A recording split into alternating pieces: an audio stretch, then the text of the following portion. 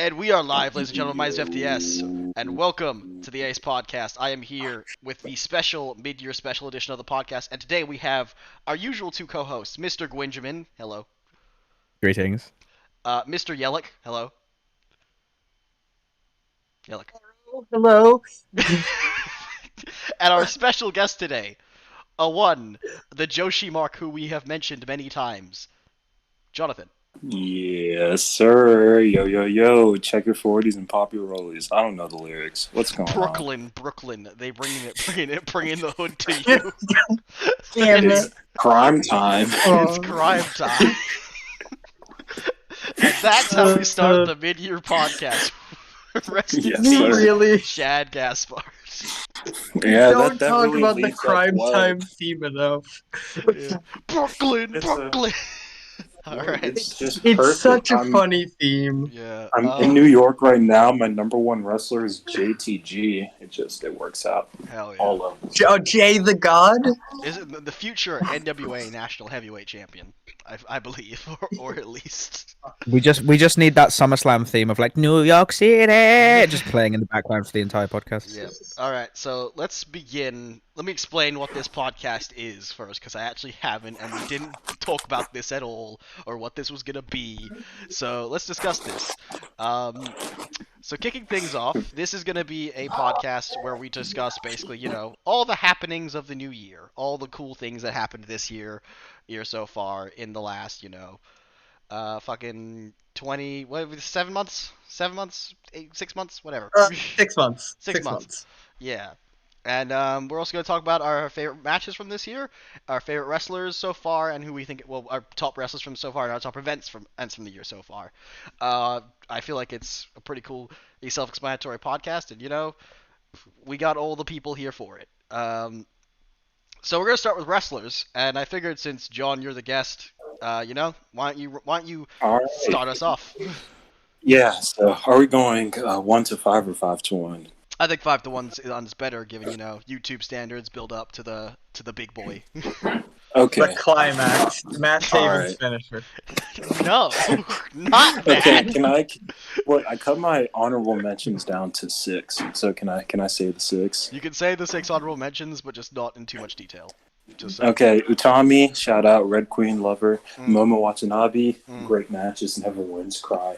She won tonight. It's okay. Siri, yeah, she did win today. That was, yeah. Siri, Siri. If I didn't hate her winning tag, she would probably be on my top 5.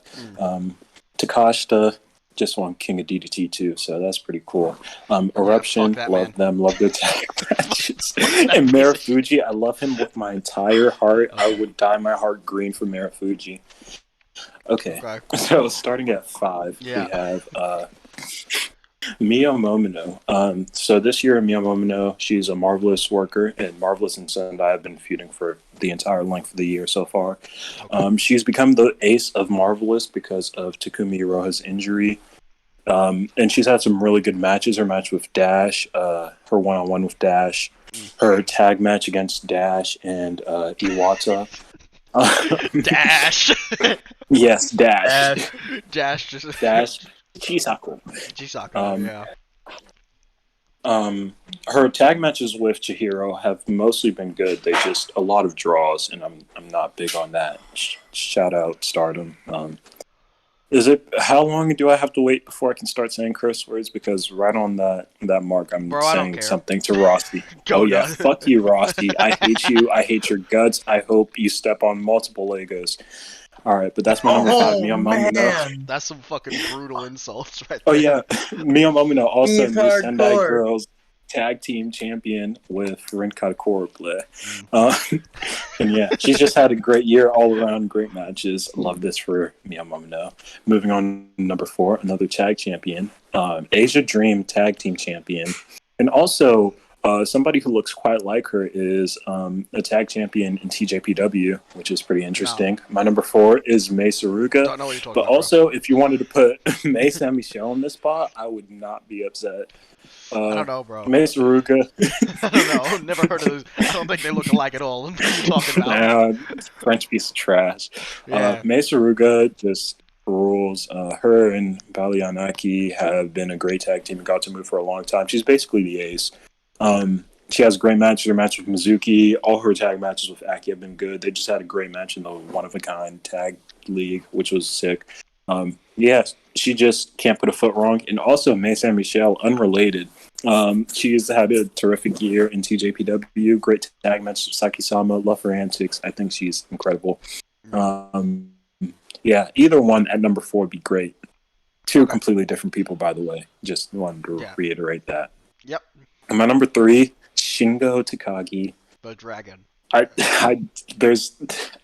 feel like I don't have to explain anything about Shingo being here. He's Shingo. just that guy. He's that motherfucker. Yeah, he's that guy. Great He's Wrestle that Kingdom bitch. match.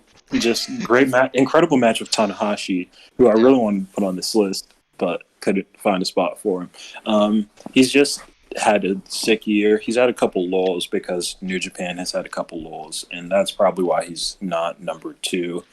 And speaking of number 2, Chris Brooks, Chrissy B, Chris B, Brooksy, anything he goes by on that's JPW. Number 2. He is just son of the a man. bitch, as referred to by Son Yuki of a- Sakazaki. Son of a bitch. As referred to by Yuki Sakazaki. Maquito's best friend is just That is accurate. Well, actually, has Miyu taken that spot? Is the main question. I don't think Miyu has taken that spot, but Miyu is also friends with Brooks. Was that Produce show this year that had the tag match with The tag Brooks and match? Miyu? Were they teamed together? I think that was earlier this year. Yes, last year they had the singles match. Yeah, so I think that was this year. Yeah, Brooks has had this, like, it's just his 2021 has been so good. The death matches in DDT, his feud with Saki, his stuff in Gato Move has been phenomenal. Him and Lulu Pencil's feud would probably be my feud of the year so far because it's just everything. He never puts a foot wrong. Yeah. Out of context, Lulu Pencil feud of the year. Lulu Pencil feud of the year, yes. Lulu Pencil could be the MVP of 2021 if we really wanted to talk about it. She's but yeah, not on Chris your Brooks, list. he hasn't put he hasn't put a foot wrong. Well, that's because she can't wrestle, but like as a vibe, she just has the energy of the MVP, Yeah. I feel like it'd be funnier if you just ended that sentence like, well, she can't wrestle. He's a journalist, okay? You gotta take it easy on it. Yeah. Okay, but yeah, Chris Brooks hasn't put a foot wrong. And my number 1, Asuka, also known as Veni. I call her Asuka Veni because it helps Kana. less people be confused. Not Asuka Kana. Yeah. Asuka Veni. She just Christ her 2021. She started out. Well, They started out. Yeah, my fault. They started out hard. They had I think it's 6-man tag team championship reign with was it? I don't remember. But she's won like 4 or 5 belts this year. She's been active in Ganbare, been doing great stuff in Ganbare. She's made appearances in Gato where every time she does, she almost kills Emi Sakura. I don't know what it is about Emi Sakura and Asuka, but they need to be separated forever.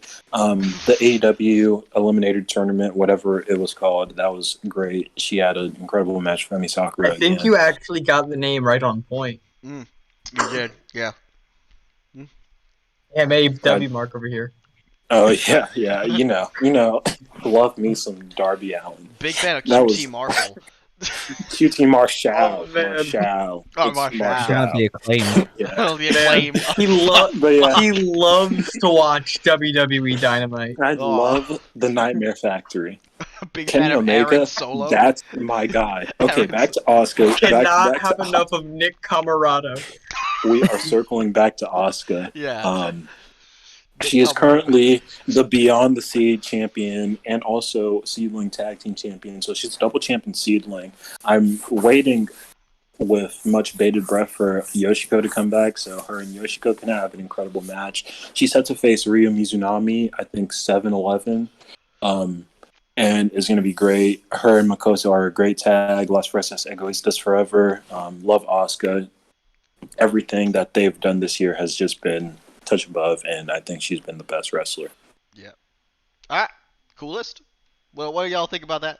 Gwyn and Yelich, feel like give John's voice a little rest there. From what I've been able to see of them, Asuka, Venny, great. Anytime I've seen them wrestle, it's just been a great match. So I haven't been able to engage in their matches this year, but every time I've seen them, they're amazing. So I agree with that. Shingo, of course, yeah.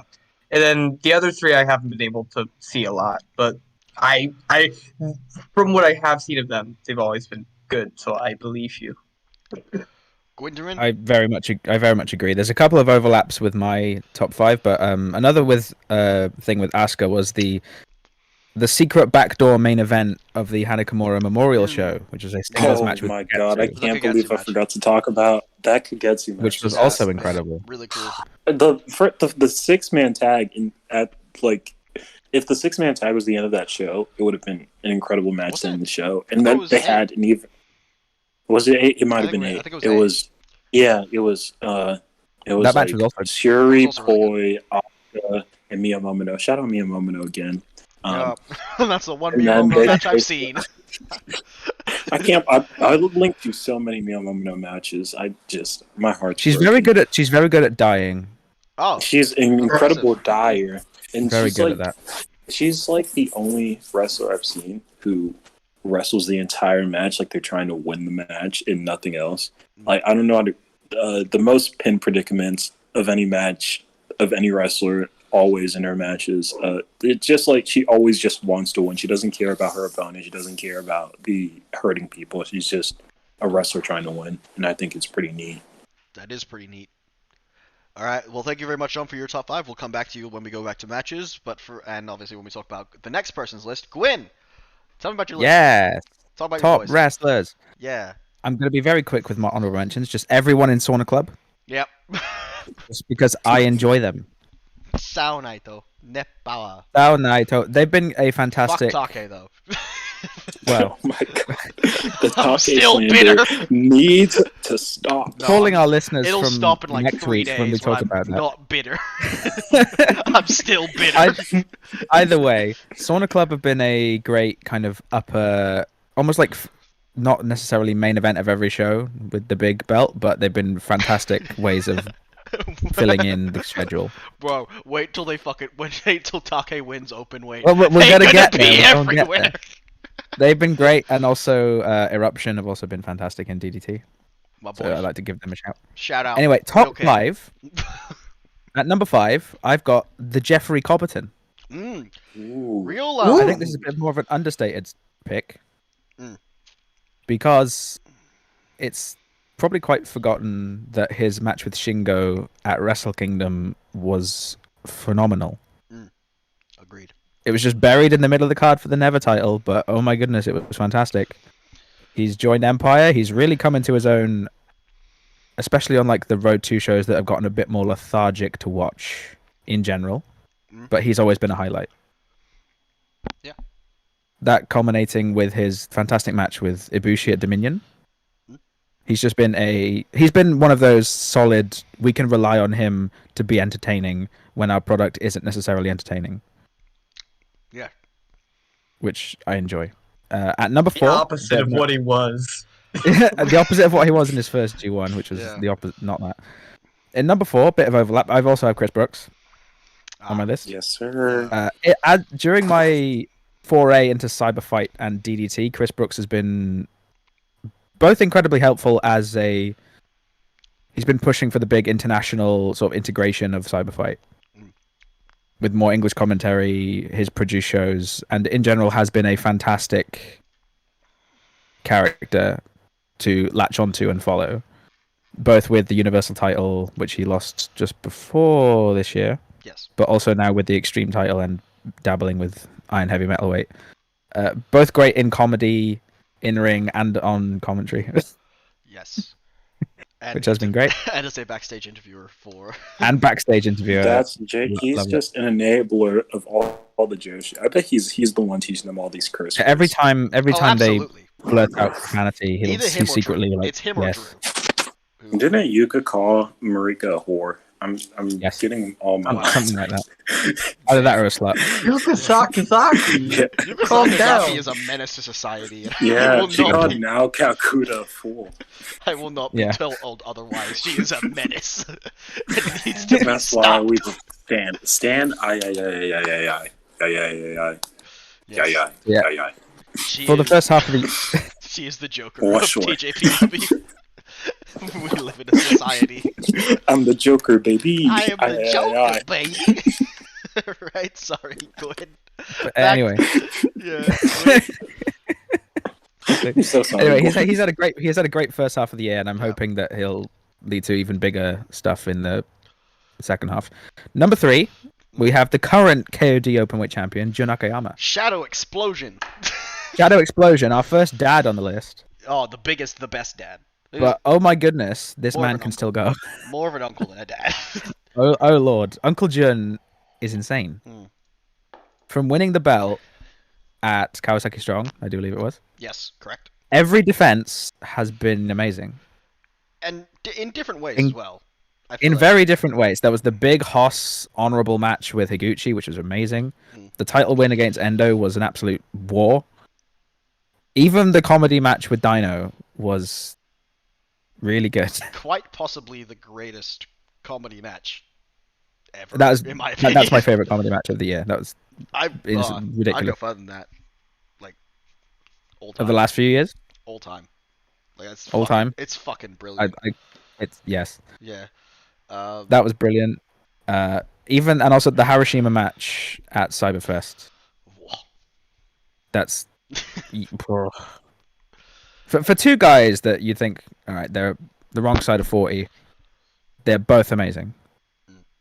And Akiyama he's just working with everyone in different matches. That is brilliant, and I'm happy for him to have the top belt, even though he is way older. Mm. That's great. Yeah. At number 2, I have the pink striker, Miya Yamashita. Kiki lady. Kiki Man, lady. Fuck Miya Yamashita. Damn. I didn't mean What? that. Damn, you still salty about Cyberfight Fest, bro? Yes, I'm never letting it go. Anyway, She's alright. from January 4th with the amazing match against Maquito, she's had some fantastic big matches like for the tag titles with Ito against Bishkigun. First 3-time Princess Champion. Yep. And match of the night, in my opinion, from Cyberfest with Yuka. Yep. That also with a bunch of really fun smaller matches like with Mirai Mayumi going on. They had a decent UWF rules match recently. Great stuff with Hikari Noah as well. And she's been great on that stupid. That's GPW. Booking That's Division JPW. Special. Oh god. Overall, I can't think of a bad Miyu match. She's always been one of the best. Also good to mention her tag work with Maki this year has been great. Yes. Been a really Very cool. Yeah, they've been fantastic. Yep. Yeah. And number 1 is Shingo Takagi. There you go. Yeah. Do I need to say more? Even if he hadn't won the belt, he would still be up there. Mm. Because lord, this man Oh just, lord, he comes. he's having every banger with everyone. He's Indeed. banging all of them. Man, Correct. shout out Dragon Gate, Mm. by the way. BB Hulk.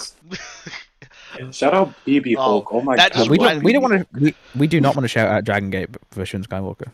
Oh, no, Yeah, it's I fine. do It's want fine. to shout. I want to shout out No, Dragon Gate. for fuck Shin you. Skywalker. KZ time coming up, bitch. It's gonna happen. Yeah. Shin Skywalker didn't get that receipt, but He's gonna eat I'm a very KZ time glad frog splash. That the Ace podcast has gotten our devoted time to shout out BB Hawk. Yeah. We always gotta shout out BB Hulk. Shout out BB. Shout out Dragon Gate USA. Shout out Shout out 2009 Ricochet. as a year in general. Shout out AR Fox. Shout Shout out the out Johnny African American Gargano. Wolves. Shout out Johnny Gargano in 2009 and only 2009. All right. Anyway, that's my top 5 wrestlers. It's a good top 5. You know, That was Thank very. you. I yeah, like all of the people on it. You know, they all did good. You did remove somebody who I'm surprised you didn't mention enough, which was David Finley. But yeah. Okay, I made an executive decision in the last 20 minutes to remove him from the list because I more prefer one specific match from him That's true. I can understand. rather than these are people that have had a more long-spanning run of greatness in this half of the year. Oh boy, well, we're gonna go different. Oh no. Yeah, like what did you think of Gwyn's list, just so that we can get an idea? John too, when I'm at. I agree with a lot of it. Shingo, I have on my list also because fucking Shingo Takagi. And Y'all gonna be mad at me. oh no, Oh oh no, he has Will no. Ospreay on his Laying the list. groundwork for them spicy takes. Oh, my number 5 is pretty spicy. Oh I no, I'm can't gonna wait for have, Will Ospreay number 1. I wouldn't no. say I have some spicy takes, but then again, I don't think you guys know a lot about what I do. Just before we get Anyway. into that, yeah, like, Yeah. John, what did you think of Gwyn's list, just so I get an idea? Yeah, I thought it was a really good list. Shingo, obviously. Miyu, I'd have on my list, but I'm bitter and I hate her because she has what Yuka's supposed to have. But yeah, overall great list. I think everybody on that list has had a great year. Oh, I would like to mention just before we move on. Yes. Jeff Cobb was an interesting choice. I'm a very big fan of his recent stuff. In terms of like I wanted him on there. in terms of success, in terms I would say of no, in terms of but accolades, like he's an outlier because he's the only one that hasn't won a belt this year. Yeah. in But terms of like I think- actually in-ring stuff, yeah, 100%. in ring, the entertainment that I get from him, especially when in the periphery around him, the product isn't quite where I want it to be. He's someone that is elevating it for me. Yeah. I That think- Shingo match is probably the best match on Wrestle Kingdom. Yeah, 100%. Oh yeah, definitely. I would say his matches have been really good, and when he's in the ring, I like him a lot. I don't think he's top 5 in my opinion, but I can understand why you would say that. So All right. yeah, There's definitely some subjective stuff coming in with Yeah, all of it in general, and also the tag with Okan has been very great. Yes, I really enjoy that as well. Yeah. All right, Yelik, now since you got so much to say about who should be top Okay. 5, you're gonna have to explain these I have to- motherfuckers. Oh, okay. So I'm first things doing first, I'm gonna have suggestive to first things first, as a disclaimer, I do not watch a lot of the wrestling that Gwyn, John, and FD watch. I am much I more can't American believe this. focused How and is he on the mainstream podcast? focused. How is he on this podcast? We are recording on the 4th of July, so we need an American. We are, yeah. take Oh, it. yeah. I'm more, Actually, I'm it's more, July, We, you- we I'm need a, more we need a freedom mainstream- cast here. I'm more American and mainstream focused than you three. So there you can definitely see a lot of that in my list, and so Oh, it's yeah. very different in a lot of places. Honorable mentions first, just to get them out of the way. Hiroshi Tanahashi, Okay. amazing Go Ace. year. Yeah. So he was probably 6, I would say, on my list. If I could do 6, but we can't. No. John Moxley, just has done great stuff this year. If his Kenny Omega match was this year, but I think it was in the tail end of 2020, if I remember correctly. one? I would put I the think first both his Kenny matches were this year. No. Was it? I don't- The Exploding I think- Death match was this year. The other one was last year. The other the- one was the end, as of disappointing the very Exploding end Death of match. The Yeah. microphone attack one was at the very end of last year. It was like Yeah, December if the 20. title change was this year, I would probably have either Kenny Yeah. or Moxley. Kenny Omega also an honorable mention. He's done, despite what we've heard about his injuries, dude's had some really good matches this year. Can't deny that. And I understand a lot of Kenny it Omega is should be insufferable off kind all of on best five TV right lists. now. Mm. He's not on the list. I think he's on Well, my Just as a warning He's to on everyone it. else, for that Moose match alone, he shouldn't be on there. Oh yeah. for best wrestler, I can agree, but also he's had a lot of really good matches. I think in America, definitely more really good matches than anyone else, I would say. But No, because no. his work rate and a lot of his stories are very spotty, Mhm. and I had to keep him off. And last one, Ring of Honor's Josh Woods. He's had Okay. a lot of great stuff. Yeah. He's very underrated. And his stuff with Dalton Castle and Silas Young has been amazing this year. And he's been a joy to watch. Anyway, on to my actual list. Number Yes. 5, Britt Baker.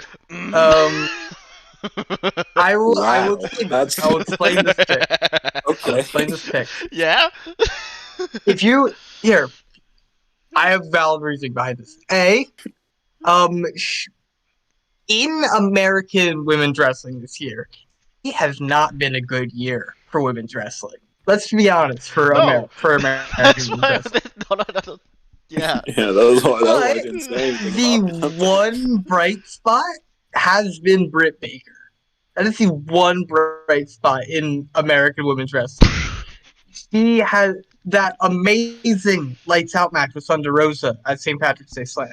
Was easily the best women's match, at least that I saw this year. There's a ton of matches that you probably are going to yell at me about. About to start But, some like, shit if you had said best woman this year. I didn't say in the world. Yeah, you would have. This is from what I watch, and so she's on my list. Yeah. Yeah, right. you better keep it safe over there. You better I'm keep watching. safe. We got the crowbars ready. We're coming for those kneecaps, bro. She I is am the the only renowned Yoshi Mark, I- buddy. in America. She's the only woman that's made me actually give a shit about like her matches, and that might be her booking, but the point still rings true. She's the only woman in America that's been able to actively make me invest in her matches and make me go, oh Yeah. shit, this is really good. Without it, it's apathetic with WWE, with Impact, and with the rest of the AEW women's roster. That she's the only woman that makes me actually care. So that's why I have her on this list, because it's been a really underrated year, and she rose and finally won the title. She had that great match with Thunder Rosa, and I think she deserves it more than the flack that she gets. Anyway, number 4, Kyle O'Reilly. He's gonna make you dance away. Listen, old ROH. Kyle O'Reilly. Yeah. Kyle O'Reilly did a great year. He had at Stand Deliver, one of my favorite matches of the year against Adam Cole in the unsanctioned match. It was really good. Then you had you're the part of that the 5-way at In Your House, which was a good match. I think In Your House got a bit more flack than it deserved, but I like that match too. A lot of O'Reilly stuff this year has been great. You had the he had the NXT title shot, I believe, at Vengeance Day. The I singles one? he had multiple, did he not? He had one against. Oh no, Balor. you know what? He had 2 against Balor, I think. So yeah, I think Vengeance Day makes sense. Or no, was it 30? Was that? Might Let be me look. 31 or Oh 30. no, he had one at New Year's Evil. That's what it was. Wow. The dumbass named New Year's Evil. New Year's Evil. But, Whoa, what a pay-per-view. Oh wait, That was pay-per-view? it was good. It was a weekly Good match, special. good My match. bad. It was a weekly special. It was a good match. Love those. And O'Reilly's just been probably the best work rate part of NXT this year. And so I wanted to put him on the list and give him that shine for that. Number 3, head of the table, Roman Reigns. He's the head of the table. Yeah. Quite easily the best character going on in WWE right now. Yeah. It's not even close, I'd say. Yeah. He's having some of the best matches of his career. He's having a lot of the best storylines of his career. He's had a great run in 2021. He had I would say, especially earlier in the year, you had the stuff with Cesaro, the stuff with Bryan, the triple threat at Mania. It was just really, really great stuff. Oh, and sorry, I almost forgot the Kevin Owens match at Royal Rumble, which is amazing. So, just he's had a bunch of great standout matches this year, especially for WWE, which you are grown to just expect this isn't going to be very good. And he's been just a bright light in the shroud of darkness that usually is WWE. So he gets my number 3 spot. Number 2, Jonathan Gresham. Great. Every match Gresham is in is amazing. He knows how to take any wrestler, especially in like a big match setting, and to just make it an amazing match. It's not on my top 5 list, but I need to mention it because it's so good. Dak Draper versus Jonathan Gresham for the pure title at Ring of Honor Anniversary, 19th anniversary. It was a great match. It's Dak Draper, and you made it like one of my favorite matches of the year. Like if that doesn't show just how good Jonathan Gresham is, I don't know what will. Every time he's on Ring of Honor, he's great, and I can't ever have enough. He's the best technical wrestler in the world right now. I feel confident in saying that. Completely agree. And he is one of the reasons why Ring of Honor has finally become great, like really good again. So yeah, he gets number 2. Number 1, Shingo Takagi, for all the reasons everyone else has already said. Yeah. He's amazing. Again. Yeah. I like that you like previewed this list and you were like, most of you guys want to know who most of these guys are, and it's all people we know who they are. We know who they are, yeah. I can't really say no, like I don't think I said that. I meant like, oh no, yeah. In terms of like, it's gonna be much different than your list. It's not like it's all yeah.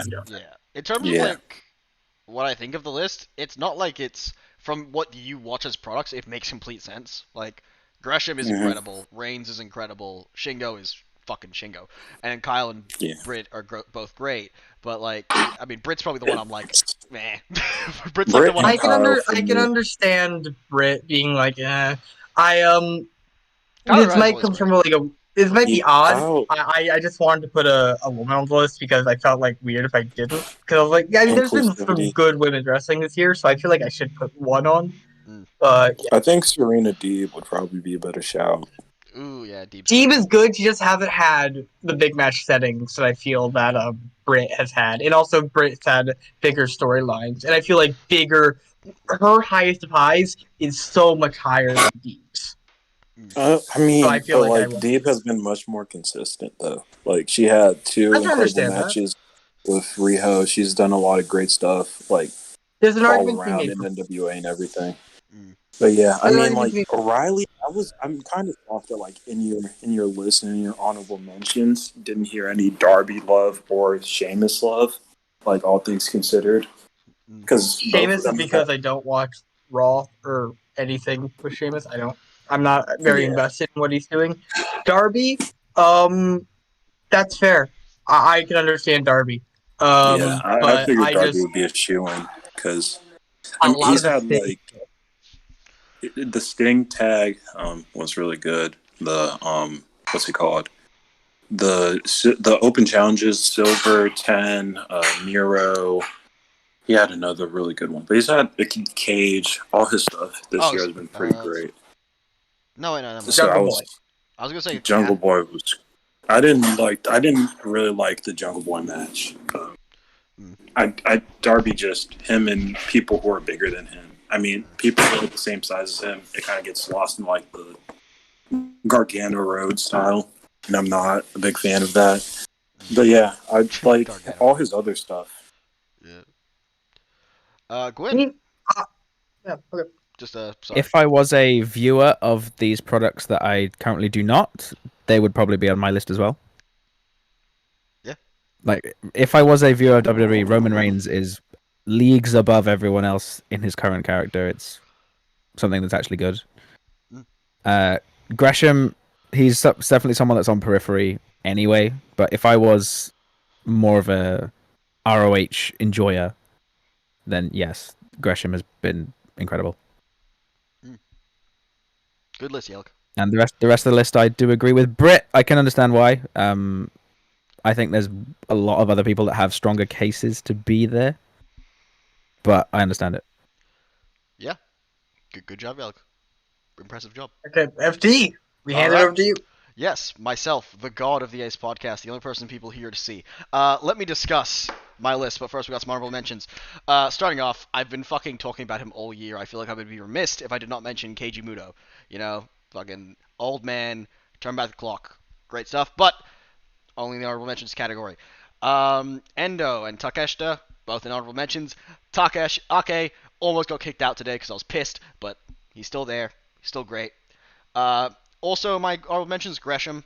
I think he has definitely taken Zack Sabre Jr.'s spot as the best technical wrestler in the world right now, and I think he's incredible. Dangerous Tekkers as well, not because Zack's the best in the world anymore, but just because they're an incredible tag team. Really enjoy them. Katsuhiko Nakajima as being one of the most reinventive as a heel, as a part of Kongo, has been great. Same with Keno, same with Masakita Miya. The three of them can kind of be grouped together as like one thing, because I think the three of them have been all great. And you know, he didn't really do that much this year since he has to go away, but before he left, Go Shiozaki. Little shout out to him, and he's been great too. Alright, so that is my honorable mentions. Let me get to the actual list. Now, starting with number 5. This is somebody who I have said for years, I hate this man, I dislike his character, I dislike his in-ring. Number 5 is Switchblade Jay White. He's done it. He's... Fuck. I wish I could say a bad thing about him this year. He's killed it. Every fucking step of the way. The second best match of that Wrestle Kingdom show is the main event of Night 2, Jay and Ibushi. It's too long, in my opinion, but otherwise it's an incredible contest, and Jay and Ibushi killed each other. Then you have Jay Ishii, which is an awesome contest. Jay and God challenging for the 6-man belts against Hashi, Goto, and Ishii. Also, honorable mentions to the 6-man champions who are just goading it right now. And then you have, like, his New Japan Cup run, which actually has some great matches, including the match with David Finlay that we didn't talk about yet, which I consider to be probably one of the best New Japan matches of the year. It's got an incredible story. We will get there, boy. Oh yeah. We will get there. It's an incredible edible match, and it's got an incredible story. And then we have Jay's... This is something that I never thought I would say, but Jay had a good match with Hiroshi Tanahashi. Like, the two of them, since Jay's return, have had just shit fests. The matches they have had before this were really bad, really boring, really slow slogs. This was not that. This was incredible, it was great, and it was a really fun match. Jay, I have said many times, I do not like Jay. But his year, he has been fucking winning me over this year. If he keeps this up, if he keeps doing shit like this, fuck. You know, next he might... FD, here's the big question.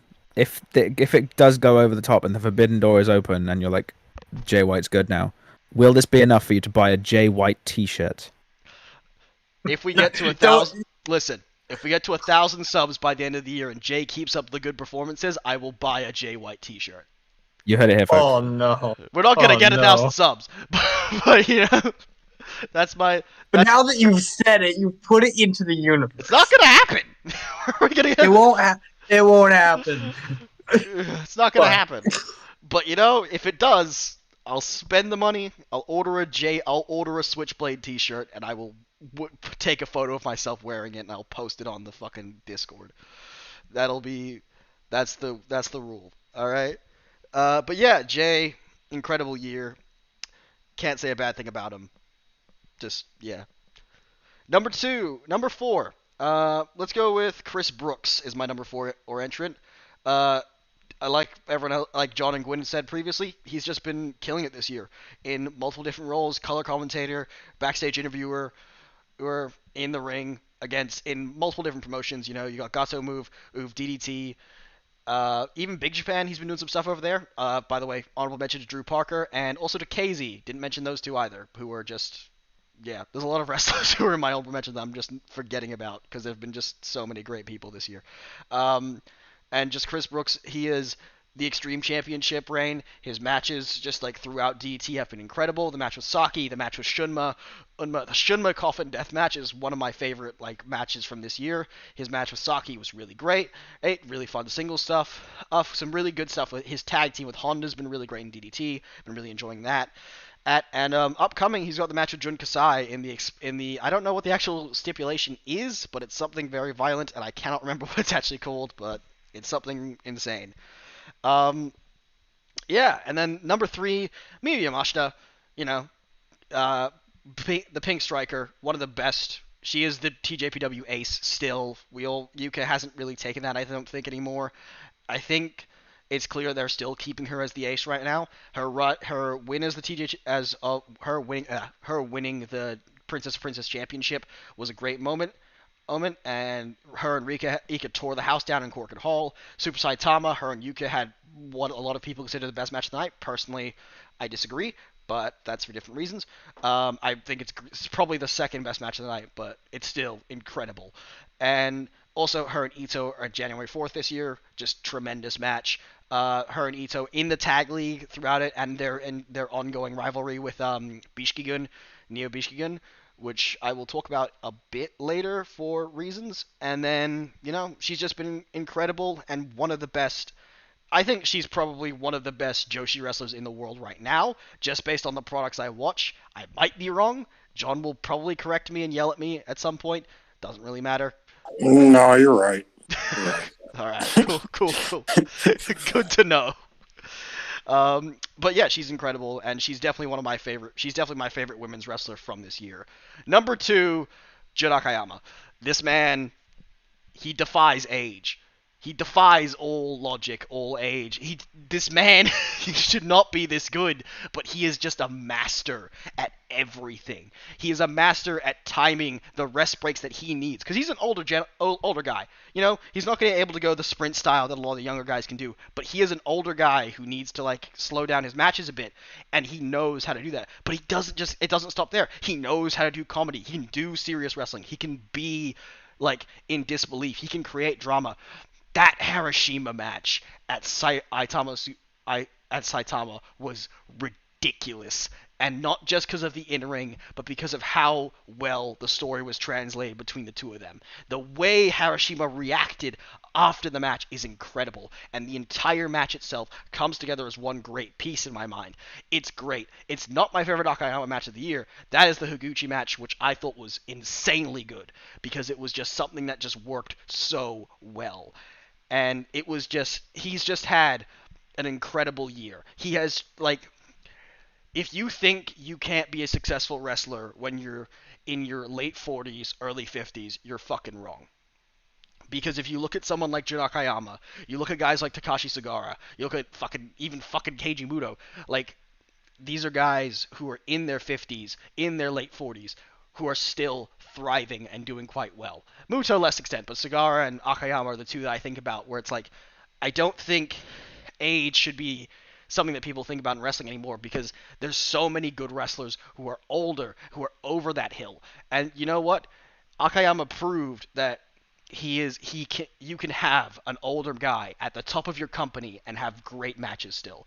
And I really like that. And I think that's great. But he's not my number 1, and my number 1 is a 3/4, if you want to keep kayfabe, way tie for all 3 members of Eruption. Because, Higuchi, Sakaguchi, and Saki have all just, this year, in my opinion, have had great years. Sakaguchi, lesser so, but even with the tag stuff he did with Higuchi, they had probably my favorite match of the year, which we will talk about later. Oh boy, we will talk about later. It was insanely good. Then you have Higuchi's KOD openweight title match against Akayama, which I fucking loved. It's incredible. It's really great. And if you haven't seen it, go watch it. It's insanely good. And then you have their match with Smop Sorry, which I thought was less good, but it was still quite good. And you also have, I'm trying to think if they had any other matches this year that were title matches. Probably not this year, but again, yeah, some great stuff there. And then probably let's talk about Saki Akai. Fucking, if Miyu's the best women's wrestler in the world, Saki is just one of the best wrestlers. She's just up there in a league of her own, in my opinion. I know some people don't like her, but I feel like she has such diversity. And, you can put some, as John did with May Sagara and May St. Michelle, you could put Saki-sama in this area too, if you know what I'm saying. A little bit of I feel like that striking game is incredible, and she recently had one incredible match against Saki-sama, that is, had an incredible match against Miya Yamashita in TJPW for the Princess of Princess Championship, which is great. Ruling as tag champion over in TJPW, doing some great stuff with May St. Michelle. A lot of the matches have been just incredible. And then with Saki Akai, you have the matches with Brooks. You have her comedy stuff. You have her just being in there and just doing a lot of stuff with a lot of the men's wrestlers and just like basically standing up. To me, Eruption is probably my favorite stable in wrestling right now, and I think because of how good the three people in that group are. And it's kind of why I'm very annoyed at how King of DDT went, because I feel like with how things could have gone, it's definitely a shame that they went with the more boring, safe option, in my opinion, when it is kind of, you have this great stable that you could do so much more with. And I feel like there is a lot that they have done that has been great this year. The Iron Man heavy metalweight stuff, like even if it's a mix of both comedy wrestling that they've been doing, but also serious stuff, it's brilliant on like every end. I'm hoping that Higuchi and actually, that's another match that I didn't talk about to do with Eruption. Sakaguchi and Ueno from Kawasaki Strong for the Universal title. Really great stuff there, too. You have some great 8 moments in that match as well. And the rivalry between Nautilus and Eruption from last year, you're bleeding over into that with Sakaguchi choking out Ueno again in the build. It's incredible. It's immaculate. I really enjoy it. And yeah, that's my top 5 with Eruption, with 3 people at the top. So it's your top 8, but I don't care. I was unaware that we could finagle tag teams into one slot. Hey, fuck are you? Yeah, This is all an entire ruse just to vent about recent King of DDT events. I had them as a top 5 before King of DDT. This is a conspiracy. Sure it is. Can't believe this. I could have shoehorned Meihoshi's Suzuki into this, and you took that from me. I never said you couldn't put tag teams or stables. All right. I never said you couldn't do that. Actually, going back, my entire number 1 is the entirety of Waitasai, even though he's only currently active. Rest in peace, Tora. Actually, going back on it, I think that NWO Wolfpack is my new number 1 for the year 2021 so far. Look at L. There you go. Big fan of Six Pac. Yeah, I'm gonna put the foundation entirety of it. Oh, Rhett Titus and the drop kick. Oh my god, the drop kick. You love the drop kick. Oh, god. Yeah. Yeah, for Shingo the choice. Yeah. Listen, I'm not saying it's a bad choice. It's not a bad choice. It's a choice. Can I explain my reasoning behind Shingo not being in my top 5? There's like a good span of like the early part of the year, like between like the New Japan Cups. Like he goes to the New Japan Cup finals, loses. He faces Ospreay again, he loses, and then he kind of beats Ibushi because he beats Okada for the belt because Ospreay Can I rebuttal this argument immediately? It's Shingo. Is your rebuttal that it's Shingo Takagi? Fuck you. No. That's based on the result. The match was still amazing. Yeah. You could say the same about Higuchi. But it's also the fact that like. You have a good point there. The matches were great. He still lost some of them. Yeah, you have a good point. But my opinion on that, in terms of the surrounding New Japan product, as well as that, is a factor into it for me as well, where the product is just kind of bleh a lot of the time. Yeah, I mean, I get that. That's Whereas, why he was at my number 3. Yeah, he's in my honorable mentions because, yeah, it's Shingo Takagi, and like he would probably be like number 6 for me. But the fact that I've been so disinterested in the New Japan product lately, it just kind of, I can't like bring myself to put him on there. I will definitely I'll take that as a valid argument. The whole, if he loses a match, Shingo's match quality has been to the point where that transcends the result of the match. Okay, yeah, I can completely understand that. Like, it's just the New Japan product and like the storylines, and like it feels like the booking itself has just been so washed and boring. It's been grinding away on the same few pages of booking for the last 5 years. And it's kind of like Bushi Road now. No, you can dislike Bushiroad all you want, buddy. I don't care. Can I rant about them now? Sure. Because I have so many mean things to say. Fuck Bushi. Okay, Bushi Road is one of the stupidest companies in the world in terms of wrestling. I don't know what they be doing on the side. Bro, card fight Vanguard. They've managed it's honestly incredible that you could take the two biggest promotions for Joshi and for Puro in general and turn them into the travesties that they are today because they refuse to book with brains. It's so sad to like all these people being pushed to the white side because they have agendas and they have people that they want to push, and it doesn't make sense. Yeah, I completely agree with that. I mean, I'm not saying that like everything on New Japan is bad because it's not. There's good stuff on the New Japan product, and there's good stuff on the There's Stardom good stuff on products. Stardom too. Yeah, it's Yeah. just the overall product though is not good, and I've made It's my just mistake they've that. turned it, they've filled it into so much melodrama, and it's like they're trying to like capture some of the stuff that WWE did in the early 2000s with like the dusty finishes and making it more of a spectacle than it used to be. Mm. Like I think you could definitely mark the transformation. Like earlier I watched Momo versus Io, and that match didn't need like the table spots and all that because of history. It was built like it was a great spectacle in and of itself. But now they're trying to like add layers because they're not doing the groundwork to begin with. Mm. Yeah. And it's like a shortcut. They're like oh, so Utami and Tor, they don't have that much, so give them a table spot. Like trying to build something that's unearned, and I think they just need to get back to the basics. I don't understand why they're going away from a formula that works so well for them. Mm. But then again, they're selling out more than they ever were before, so maybe I'm just stupid. I think it's the issue that they've just been grinding the same formula for so long and haven't actually found a way to change it in a positive way. Yeah. I feel like Because we're still on the same dull factions a lot of the time. yeah. I feel like I can't speak for Stardom, but I think the overarching issue with New Japan is that the one big story that they had ended. It's done. They retroactively said that didn't matter. Yeah. Exactly. Yeah, because that storyline ended. The Naito story is done, and that was the thing that was like that connected pretty much everything. Everything kind of stuck together because there was this one story that was kind of driving the force of the product.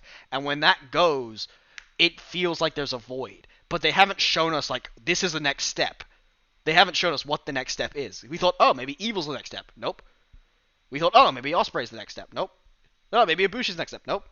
And Yeah, Bushi especially is just it's so like I don't like we're going away from the point of this pod, but like with everything doesn't matter. like, It's my fault. like it would have been so easy to build a Descent storyline around Ibushi because he had been proclaiming himself God and he had done everything that he wanted to, and there was so much to do, but they were like, nah. They're not playing into the natural threads that you can pluck from the story. They're just trying to move on to anything. It's not the booking that got them so popular in the first place. Like they're like forsaking everything that brought them to this point. Yeah. Okay, pod going Broadway. Let's move on. All right. So now with the wrestlers out of the way, I think the main takeaways from the wrestlers is Chris Brooks is just a god. Yeah. Yes, Chris Brooks. Yeah. Chris Brooks and Shingo probably all make it. Probably Chris Brooks and Shingo were like the two main ones that kept getting brought up. Shingo was on. Yeah. Yeah. They both made 3 or 4 lists. They both made 3 each. The other one, nobody made all 4 lists, which is, yeah. Yeah, because you're a mark. Listen. Probably mostly my fault, to be honest. I'm breathing with the switchblade. Relax. Talking full circle. Yeah. All right. But with the wrestlers out of the way, John, matches. Ooh. Who? Okay. What? I didn't rank my matches because I'm kind of stupid, but Just like talk. About let's say, yeah. Okay, so the first match on this list is Best Friends, the team of Tsukasa Fujimoto and Orisa Nakajima versus Yoshiko and Sari. It was for the Seedling Tag Team Championship. It was a just phenomenal match. No, it wasn't for the Tag Team Championships. I misspoke. It was It was the Best Friends anniversary anniversary show match, and it was just incredible. Best friends have some of the best tag chemistry that I've seen of any team, and you could see it all in this match. Like, they hit their timing perfectly. They work so well together. Tsukasa Fujimoto is one of the best Joshi of all time. Like, she's legitimately my top 5 of all time. Yoshiko and Sari are 2 of the best current. I think they're both top 5 current, or at least Sari was before she retired. And this new wrestler, Saray, seemingly took her place in all her moves. Yeah, it was just an incredible tag match. One of my favorite tag matches of the year. The second match on this list is Asuka versus Kagetsu. We touched on it earlier, but it was just a brutal match. I didn't know that Kagetsu would be willing to go this hard, considering everything that extenuated around her retirement. But I'm very glad that she did, because these 2 tore the house down. It was just...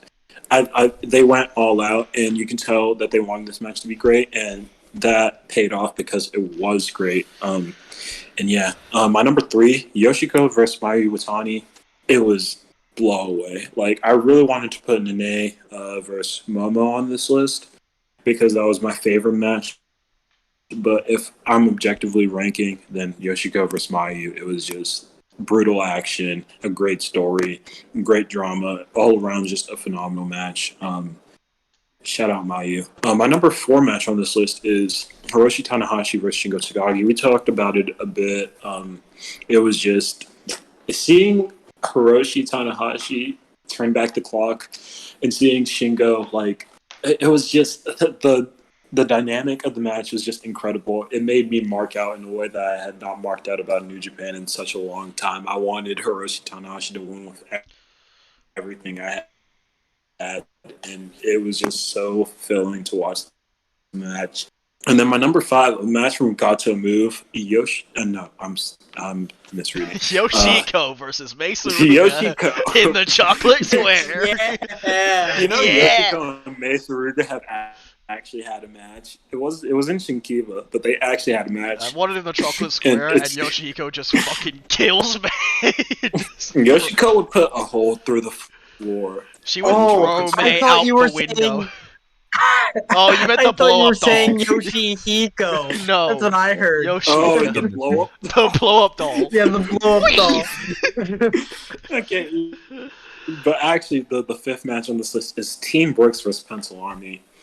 For those who don't watch Gato Move, Team Brooks was Chris Brooks, Asuka, and it was supposed to be Drew Parker, but he had to call out, and it was instead Yumi Mizumori taking on Luca Pencil, Emi Sakura as Emi Pencil, and Minoru Fujita as Minu Pencil, and it was just, the match was brutal. It's been a great rivalry between Luca Pencil and Chris Brooks that had multiple things to go about it, but it's just been so fun to watch.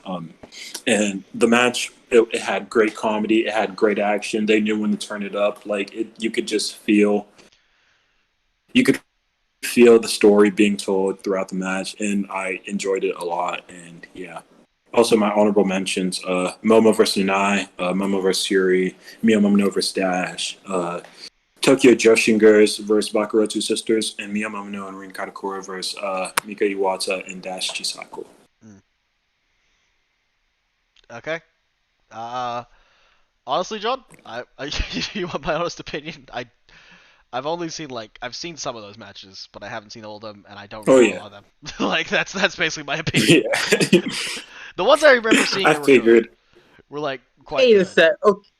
Okay, I'm this is gonna sound accusatory, but I don't mean it that way, because it was a decent match, but I don't remember it being like that good.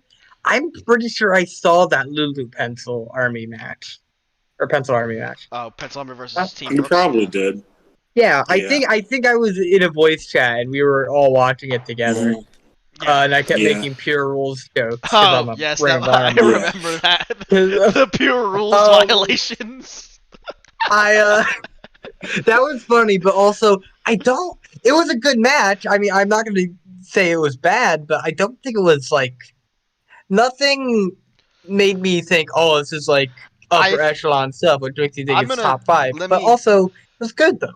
Good. Let me explain I think I'm going to disprove that argument, because the little bit I know about Choco Pro and Gato Move, I think part of it that helps the match for John is the storyline, and I think that's kind of why That's it fair. kind of helps Yeah, him That's out. fair. a And the bit. I'm match missing was that. it was I'm a missing that. big Yeah. it was a big storyline culmination because you Okay. had all the Okay. history between Brooks and Pencil Army. Brooks was like in Pencil Army the week before the match, basically. He had taken liberties on Emi Sakura. Like he just it was so there was so much history going into it, and then it just helped improve the match for me. That's probably why it's on my top 5. Okay, then that's why I'm not thinking of it that way. That's fair. Yeah. Gwyn, I think you've probably seen more of these matches than we have, but I don't know. I have, probably. Yeah. I probably won't be able to recall them because, in true John fashion, it's a bombardment of links to matches that you just watch. Yeah. Yes. It's just And they're all good, but it's like, Yeah. I don't know which out one I here. watched when, but I remember them all being very good. Yeah. All right. Yeah, if I had to like pick a definitive best match from this list, it would probably be Yoshiko Mayu, I think. Yeah. Oh yeah, also real quick, shout out Rika Tatsumi. Her run as Princess Champion was incredible. All her matches were great. She was a really great champion. I hate when she does the shitty little hip attack, but I love the big hip attack. And yeah, shout out Rika. She's had a great year. Yeah. I hate when she does the little shitty attack, but when she does the big attack, oh. Yeah, like when she's like when she like paintbrushes people with a hip But there's, like, attack, the occasional that's not what I'm slight here whiff. for. Whiff of a... Yeah, He's I'm tired of here the for whiff. that jumping one. We going up. Exactly. I need her to fully connect. I need the rear view, basically. You need that ass in Or, the like, face. Even yes, yes, The rear that's view. exactly what I need. Yes. Ass to face contact is what John wants in his But wrestling. yeah, He's a big fan of Rikishi. that if you gave me Yeah. constant ass, I'm a big fan of Danshuku Dino. Or is it Ooh. Dino? I always forget how to I think it's pronounce Dino, but I don't know. I think it's Dino. it. Hopefully. Alright. Yeah, Anyway, Dino Dino. Gwyn. Gwyn. Gwyn, what's Yeah, your top 5? matches. Okay, before we do top 5, going to run down some quick honorable mentions that I feel need mentioning. Okay, Shingo Takagi versus Kazuchiko Okada just didn't make it. fair enough. Wow. Again, I think That with is added story and stakes add to the match, and the whole idea of we really want Shingo to win this, but it's Okada. They're gonna put the belt on Okada again, aren't they? Yeah. That added an incredible amount of investment Sorry on my to interrupt. part. Do you mind if I just chime in on that? Yeah. That is the probably for the first time in what feels like over a year. That was the An Okada match? That is Okada of old match. Yes. Not money clip Very- man. Not whatever we've had for the last year. Just straight up, full on. Yeah, Rainmaker very true. That was gets the in return there. of proper Rainmaker, not Yeah. balloon clap, Like, money clip man. He's had good matches under of the last year, but that was the one where he's like, I am here. I'm on. Money clip was present, but it was kept to a minimum. Yeah, he was definitely like. I like the Osprey match on I do night one. too, but it did feel like there were moments where it was like, okay, this is still kind of that Okada. Where it's Fair like, enough. I this understand. this doesn't feel like that at all because they used the money clip like a couple times, and it made sense for them to use it because that's how he did beat Shingo in G1, where he made him pass out to the money clip. So it's like it makes sense for him to use it, but it's also like a lot of the time he was full on doing everything for Shingo in this match and taking everything for Shingo in this match. So it was really great. Sorry, Gwyn, back to you. We have another honorable mention of Utami Hayashishita versus Shuri for the World of Stardom title.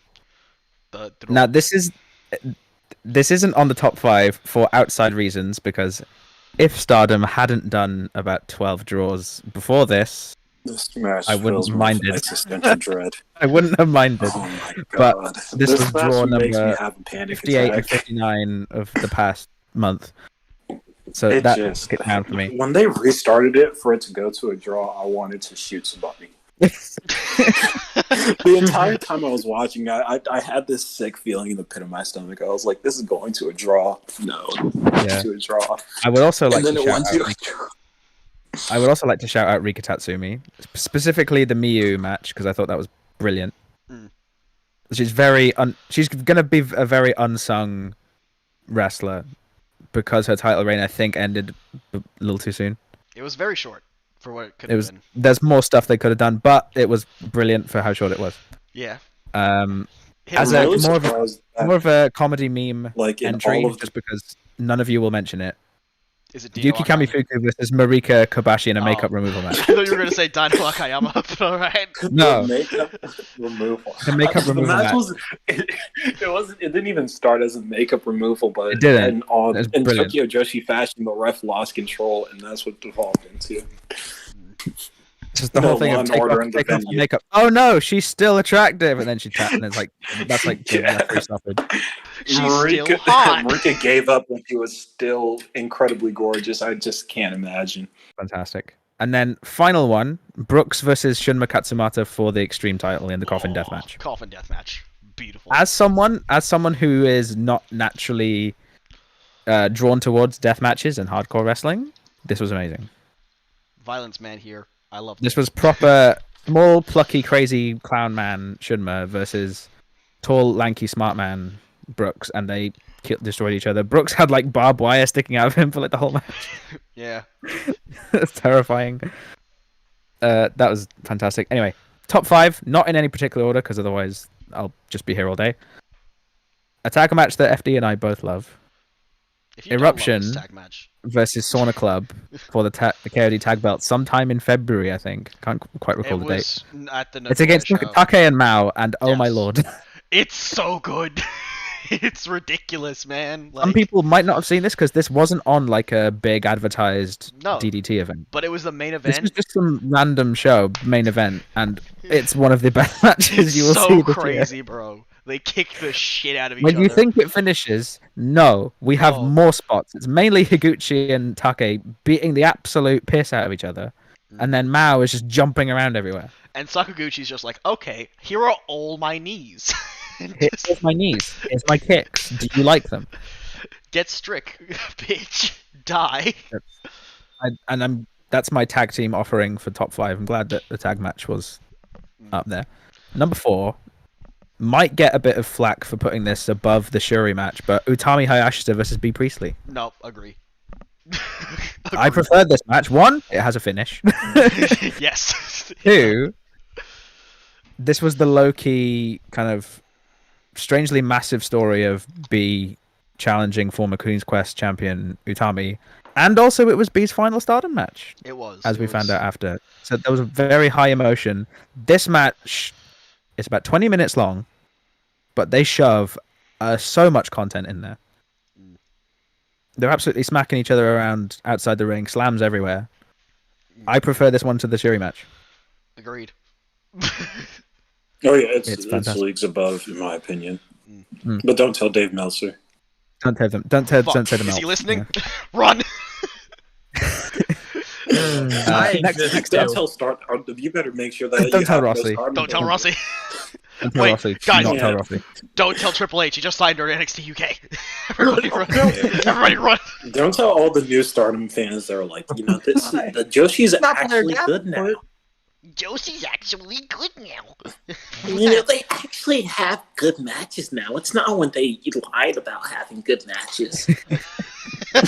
This was massive validation of it's like B Priestley is a really good wrestler. They just don't want to admit that she's a good wrestler. She is a great wrestler. Like, I don't She's wanna grown to admit be still. fantastic. I know you don't. Still, Sean. There you go. It also ended with some great, She is the good. part where I great cried about her leaving. Listen, B is a great wrestler. Is she a good person? No. But she's a good wrestler. Yeah. Not a big fan So- of Blair and Davenport. It's okay. I'll personally. respond to you. Also, with the storyline, this resolved the months of B saying that Momo sucked, and then she doesn't suck anymore, which is great. I wish they would have resolved it in a match. True. Yeah. I also wish That would have been that good. B wouldn't have no-sold the entirety of Way to Tie and her going away speed.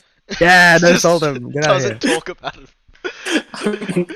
She's like, We'll nah. never stop laughing about that. She's like, I love you, Queen's Quest. Way to Tie. I love you, Queen's Quest. Konami. It's just, yeah. Bro, I just had to. I know it's like a dramatic Konami's just moment. standing there. I wish they cut to like a picture of Konami just going, "What the fuck?" just like standing there, like, bro. This year, Ueno was just outside the ring, just standing there. Like they were literally, they were so Like- close to everything that was. He ignored all of them. I want like a gif of like Saki like holding Tora back, and Tora's got the fucking pipe and is trying to hit B with it. It's just like, you B. That's what I want. That's what I want. My final closing comment. Fusion amongst Ueno. Yeah. My final closing comment on this match is that it should have been the main event of that show. It wasn't, and that's a crime. Absolutely. Anyway, moving I on. just got PTSD. Yeah.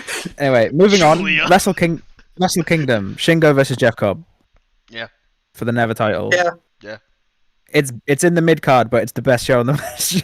Best match on the show. The best show in the Best match. show on the match. We'll say that. Yeah. There you Yeah. No, I agree. go. This was definitely where Jeff Cobb took a next level on his already improved G1 Agreed. and already improved tag league with Okan. Agreed. Because oh my lord, this was definitely one where I thought Jeff Cobb could easily have won the belt and would have been perfectly okay with it, which is incredible. I wanted him to win the belt. Yeah. I didn't want Shingo to be champion But anymore.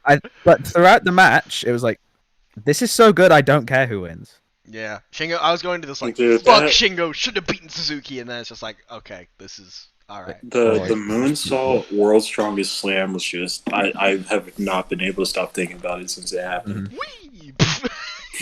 We just Two of my favorites, having one of the best matches. It's great. okay, underrated spot. I don't know if you guys remember this spot when so Cobb's sitting down and Shingo's going for the sliding pumping bomber, and then Cobb doesn't hit it. He just grabs him while sitting down, stands up, and just throws Shingo. That was fucking sick. It's so good. Oh, beautiful. Yeah. Anyway, 2 matches left. 2 matches One of them, we're going to talk about this one first because neither of them are on my top 5 wrestler list, but this match is, again, this one's more about the storyline and the history coming in to elevate something, and it's booked perfectly. Jay White versus David Finlay in the New Japan Cup. Rock and roll, rock and roll. Yeah. Especially for someone like David Finlay, who's definitely seen as the least successful of that crop of young lions. Okay. Along with Juice and Jay. To be fair, it's Juice, Jay, Show, Yo, and Finley. It's kind of hard to be like. Yeah. But and given with his like huge rivalry with Jay, where they just have absolute bangers against each other. This was playing on every single near fall that Jay's like, oh god, Jay, please don't beat him again. You got this, Finley. Yeah. And then when he hit the acid drop at the end, Acid. Yeah. The and then rock and roll. the level of catharsis has not been matched from Bro, that. when Finley's theme we have the rock and roll after he hit the acid drop for the 3. I remember us all emphatically screaming into the voice chat. I think I know this isn't about me, but it does have a special place in my heart because I kept saying for weeks before the match happened, Finley's gonna do it. Finley's gonna do it. And everyone's like, "You're crazy, FD." I'm like, "Am I?" Like, no, this is the moment. And I was right. So, but yeah, Gwyn? So that was wonderful. Final match, January 4th. Or was it 3rd this time? Which I one? think it was 4th. Miya Yamashita versus Maquito. That was 4th. Boo. What do you mean, boo?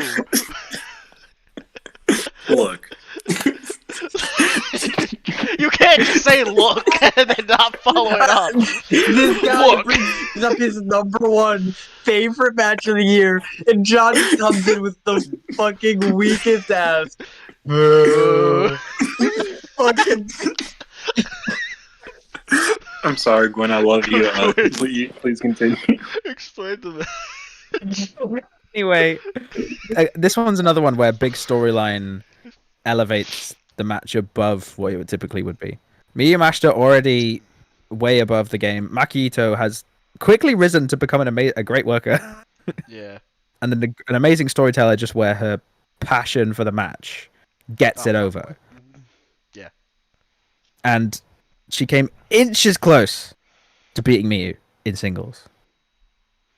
So close, but didn't quite do it. Yeah. This is going to build onto more stuff, as it did with their 1-to-1 million tag team in the tag league. I think this was close. because the Yuka Rika was also good, but best match of the night. Yeah. Of that show.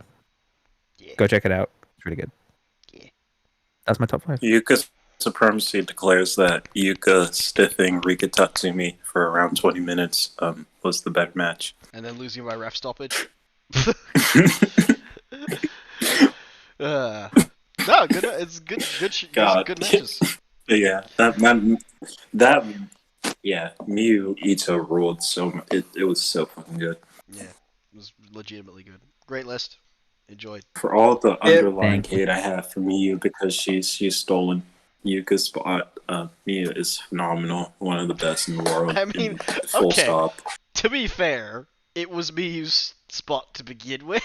Yeah. To be fair, shut up, bitch. Yeah. Like, what do you think of it? From the matches I saw, they were all really good. Yeah, that's it. I could have loaded this guy. He didn't watch Miya Yamashita versus Maki Ito. I can't What a believe this. fucking nerd. Imagine watching. Yeah, look, it's free on YouTube. Come on. What are you gonna go watch? Get it Jonathan together. Gresham versus fucking Josh Woods. what's his fucking name? Brian Johnson.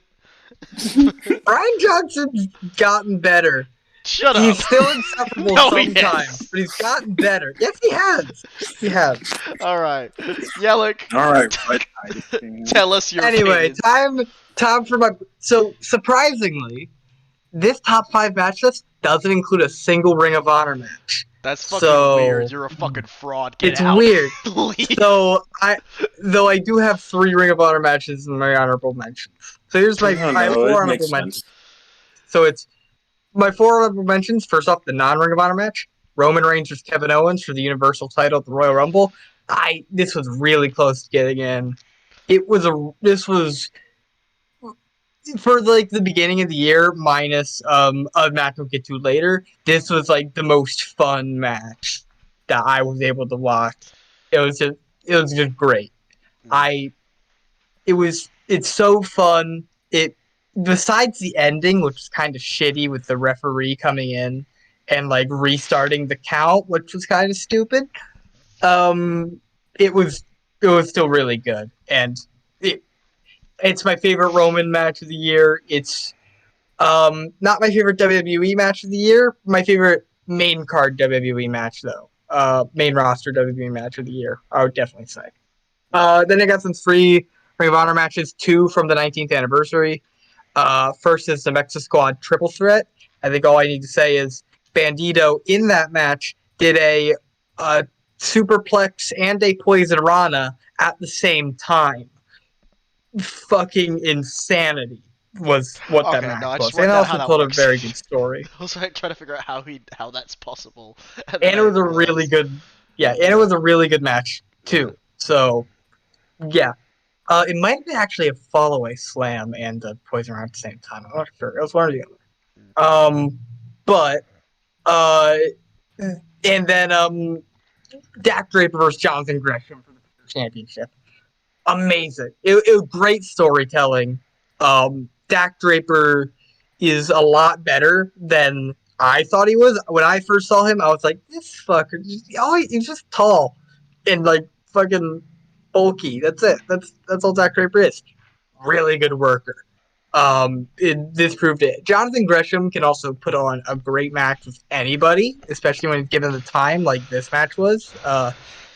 And really innovative finish with the Tope Suicida right into a sleeper hold, which Dak Draper was in for a while. Then he had to get back into the ring because if he were to be counted out, he would have lost the match and Gresham would have retained the title. So he had to get into the ring with Gresham on his back, and then he tried to go for the ropes, but he was already out of rope breaks.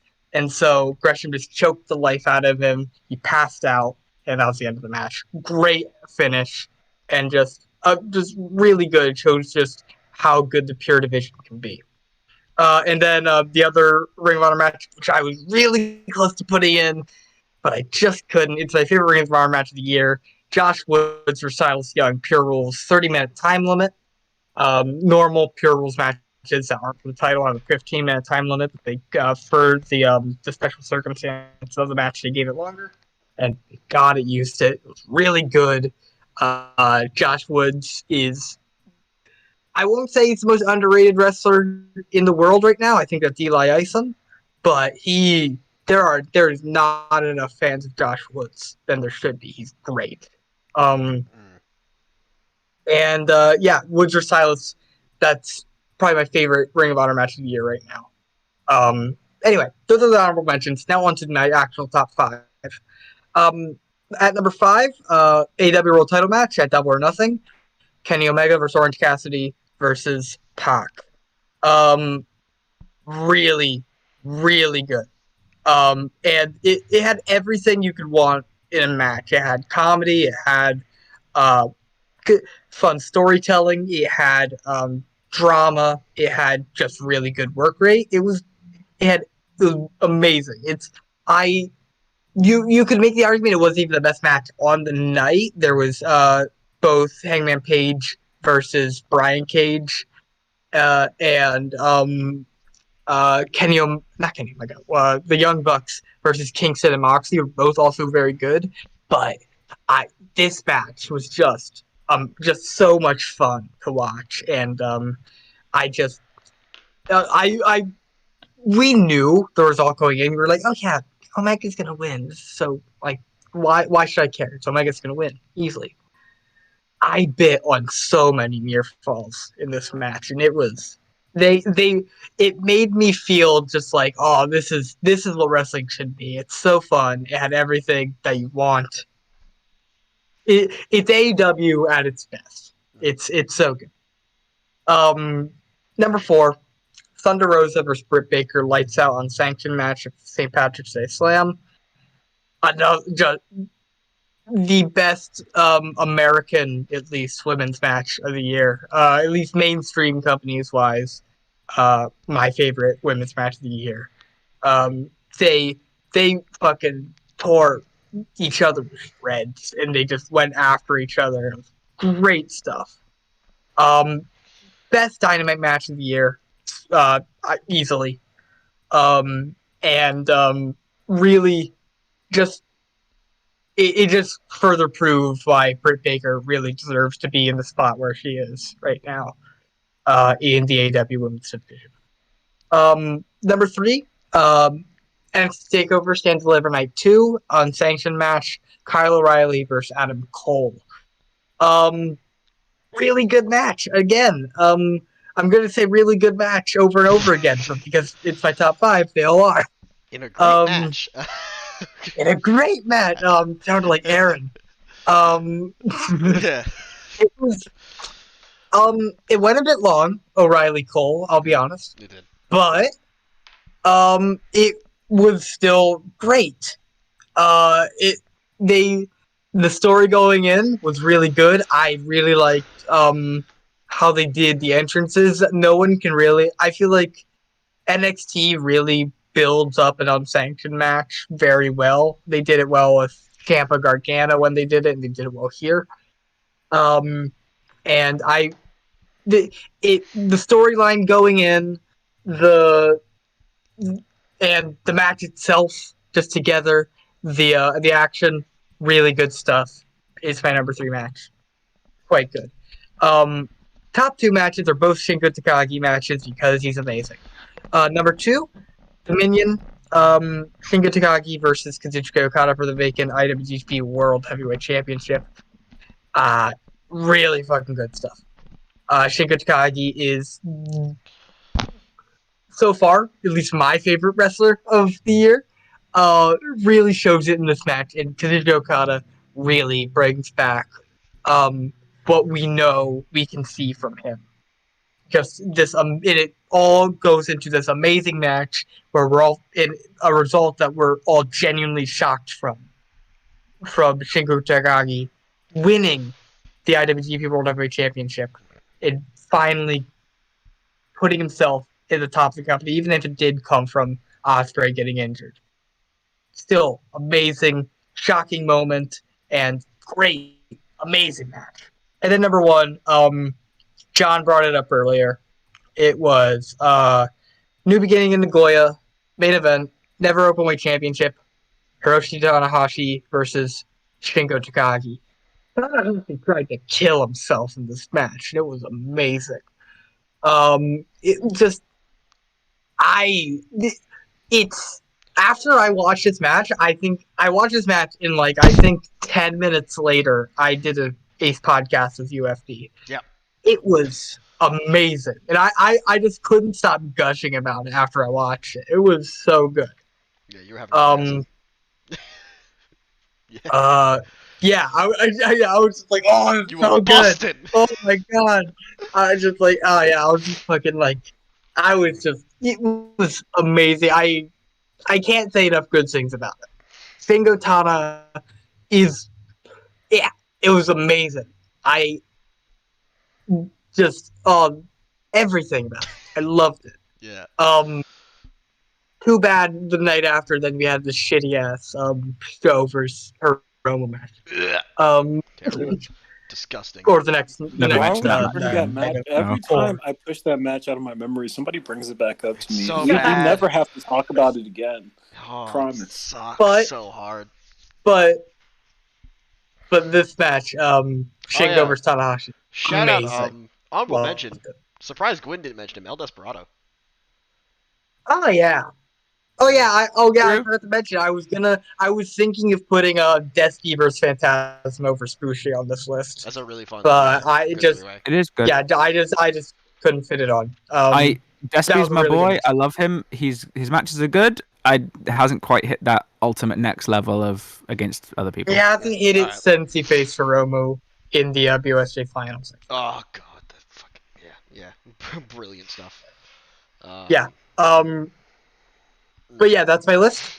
Good stuff. All are great matches. Good stuff. I've seen all those matches. Good stuff. You're an AEW mark. Good stuff.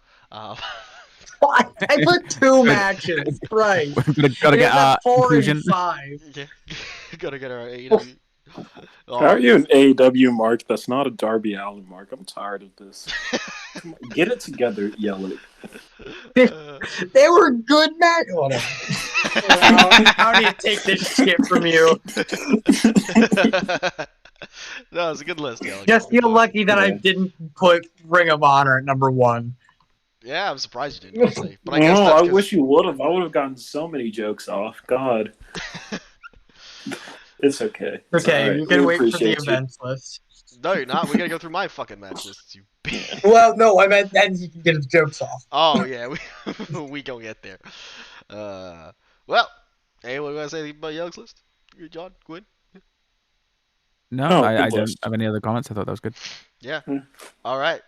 Welcome to Kings Road Hell now, where we talk about my favorite matches of the year. Just bunch of 60-minute draws. No. So honorable mentions. Again, something I've just gushed over for months is Muto versus Shiozaki because yeah, and then also Muto versus Kitamiya because yeah, not Muto versus Kaito. Get that shit No. out of here. That's the bad one. Get out. Go home, Kaito. Nobody likes you anymore. Nakajima and Kitamiya defending the tag titles against Funky Express was surprisingly really good. I was not expecting Maybach Taniguchi and Muhammad Yone to have an exceptionally good match, but they fucking did it. Saki Akai versus Chris Brooks for the Extreme Belt and the Iron Man Heavy Middleweight title was great. Shingo, basically any Shingo match. You want to name a Shingo match? Is good. Is good. And probably Akayama Higuchi, which was in my match of the years, but then some other stuff kind of knocked it out. So I will get into that. Starting with this isn't really an order, but I'll just say it in an order I think of. Number 5. Oh, actually, one more honorable mention, and I hate to give this guy credit because I don't like him. Kota Minoura versus KZ, King of Gate Finals. Ridiculously good. It's Kota Minoura that he doesn't like, just to Yes. clarify. I like KZ, don't like Kota Minoura. Blandtastic Yoshihashi Mark. Anyway. Yes. My number 5, very recent match from the fucking, what's it called? Yes, Cage War. Nakajima versus Masaki Kitamiya versus Katsuhiko Nakajima in a cage war match where the loser was shaved bald. My god, this was violent. My god, did I love it. It is. I'm not gonna. Oh, actually, another shout out from for another Keiji Muto match. Muta versus Keno. Great Muta versus Keno from the night after this. For just how fucking funny it is and how insane it is. Yeah. But Masaki Kitamiya versus Katsuhiko Nakajima, this is a war. This is a brutal match, and I love it for that reason. It's not just brutal in the sense of the two guys beating each other up. It's the brutal in the sense of the way that the storyline has progressed over not just like a year or like a few months, but multiple years. Because this is like Nakajima and Kitamiya have a long storied history and have been doing a lot of stuff together. Have done a lot of stuff together. They've been tag champions together. They've been rivals. They've been tag champs again, then rivals, and then they're back to tag champs, and now they're back to rivals. It's like it's a never and it's like kind of it's I don't want to say it's the Sami Zayn and Kevin Owens of Noah, because I think those two rivalries are both great in their own right and they're both different, but it is an incredible rivalry, and I really, really love it. And I think this match was incredible. Kitamiya and Nakajima both gave it their absolute all in this match. They kicked the living shit out of each other. They hit each other with everything they had. And it finishes in dramatic fashion to a point where it's like Kitamiya earned that win over Nakajima, and Nakajima acknowledging that and allowing Kitamiya to shave him bald was like the moment of, yes, you beat me this time, but are you going to beat me again is the main question. And that's where we're going now with the story, is with the tag title confrontation coming up with Kitamiya and Kaito facing off with Nakajima and Soya for the vacant tag belts. It's awesome, and I love Nakajima even as a wrestler. He is a guy who I hope is going to capture that GHC belt this year, heavyweight. Two-time Nakajima would be really fucking cool. And Kitamiya, another guy who I can't really praise enough. He's one of the most underrated wrestlers in the world. People don't talk about Masaki Kitamiya enough. He is an incredible wrestler. He's not just he is a hoss, but he is so experienced. He's so smart in the ring, and he has such a great offensive style. And the two of them are two workers who people don't bring up enough when they talk about some of the best like in-ring work in the world, because those two are fucking brilliant. And I think this match was a showcase of that. It was Noah's first ever steel cage match, and it's probably one of my favorite cage matches I've ever watched, because it's just really fun, it's really great, and the stakes are just so high, and it's so brilliant with the way it's all structured. Number 4. You look at the top cage senton. Oh, yes, when Kitamiya just destroys his fucking back. Because in my mind, in the way I look at that, that's how much Kitamiya wanted to beat Nakajima. He was going for absolutely everything he had in the book. And then zooming outside to the people, it's like, yeah. Yes, me, the person. I'm going to jump off, and you're not going to break my fall. No, and it's just like it shows. But and then there's also I also like the addition of Keno at ringside. The other Congo guys being there is fine, but Keno is the main. Can we talk about? I think Keno's suit added to the match. Yes, his suit. Yes, his massive red suit. His massive red suit, but also like just him being there is like a beautiful. It's so like he's torn between the man who helped him found Congo, the man who like helped him bring all this group together, who kind of helped him get to like a more success, and a guy who he had been brothers with for a long time, and then also this new guy who he was rivals with at one point, and he's still not sure if he can trust. He's still got that like despite like the fact that he's been in Nakajima's been in Congo for like a good 8 months now. Keno still doesn't fully trust him. He cares about him, but you can tell there's just that little bit of distrust between the two of them. And so it's just that point of, is Keno going to do something drastic? Is he going to interfere? Him being the one to lock the cage is like so just like important and impactful, because it's like he is putting the two people who are like were his top generals at one point like together in that cage, and he's letting them duke it out. He's allowing Kitamiya to leave on his own.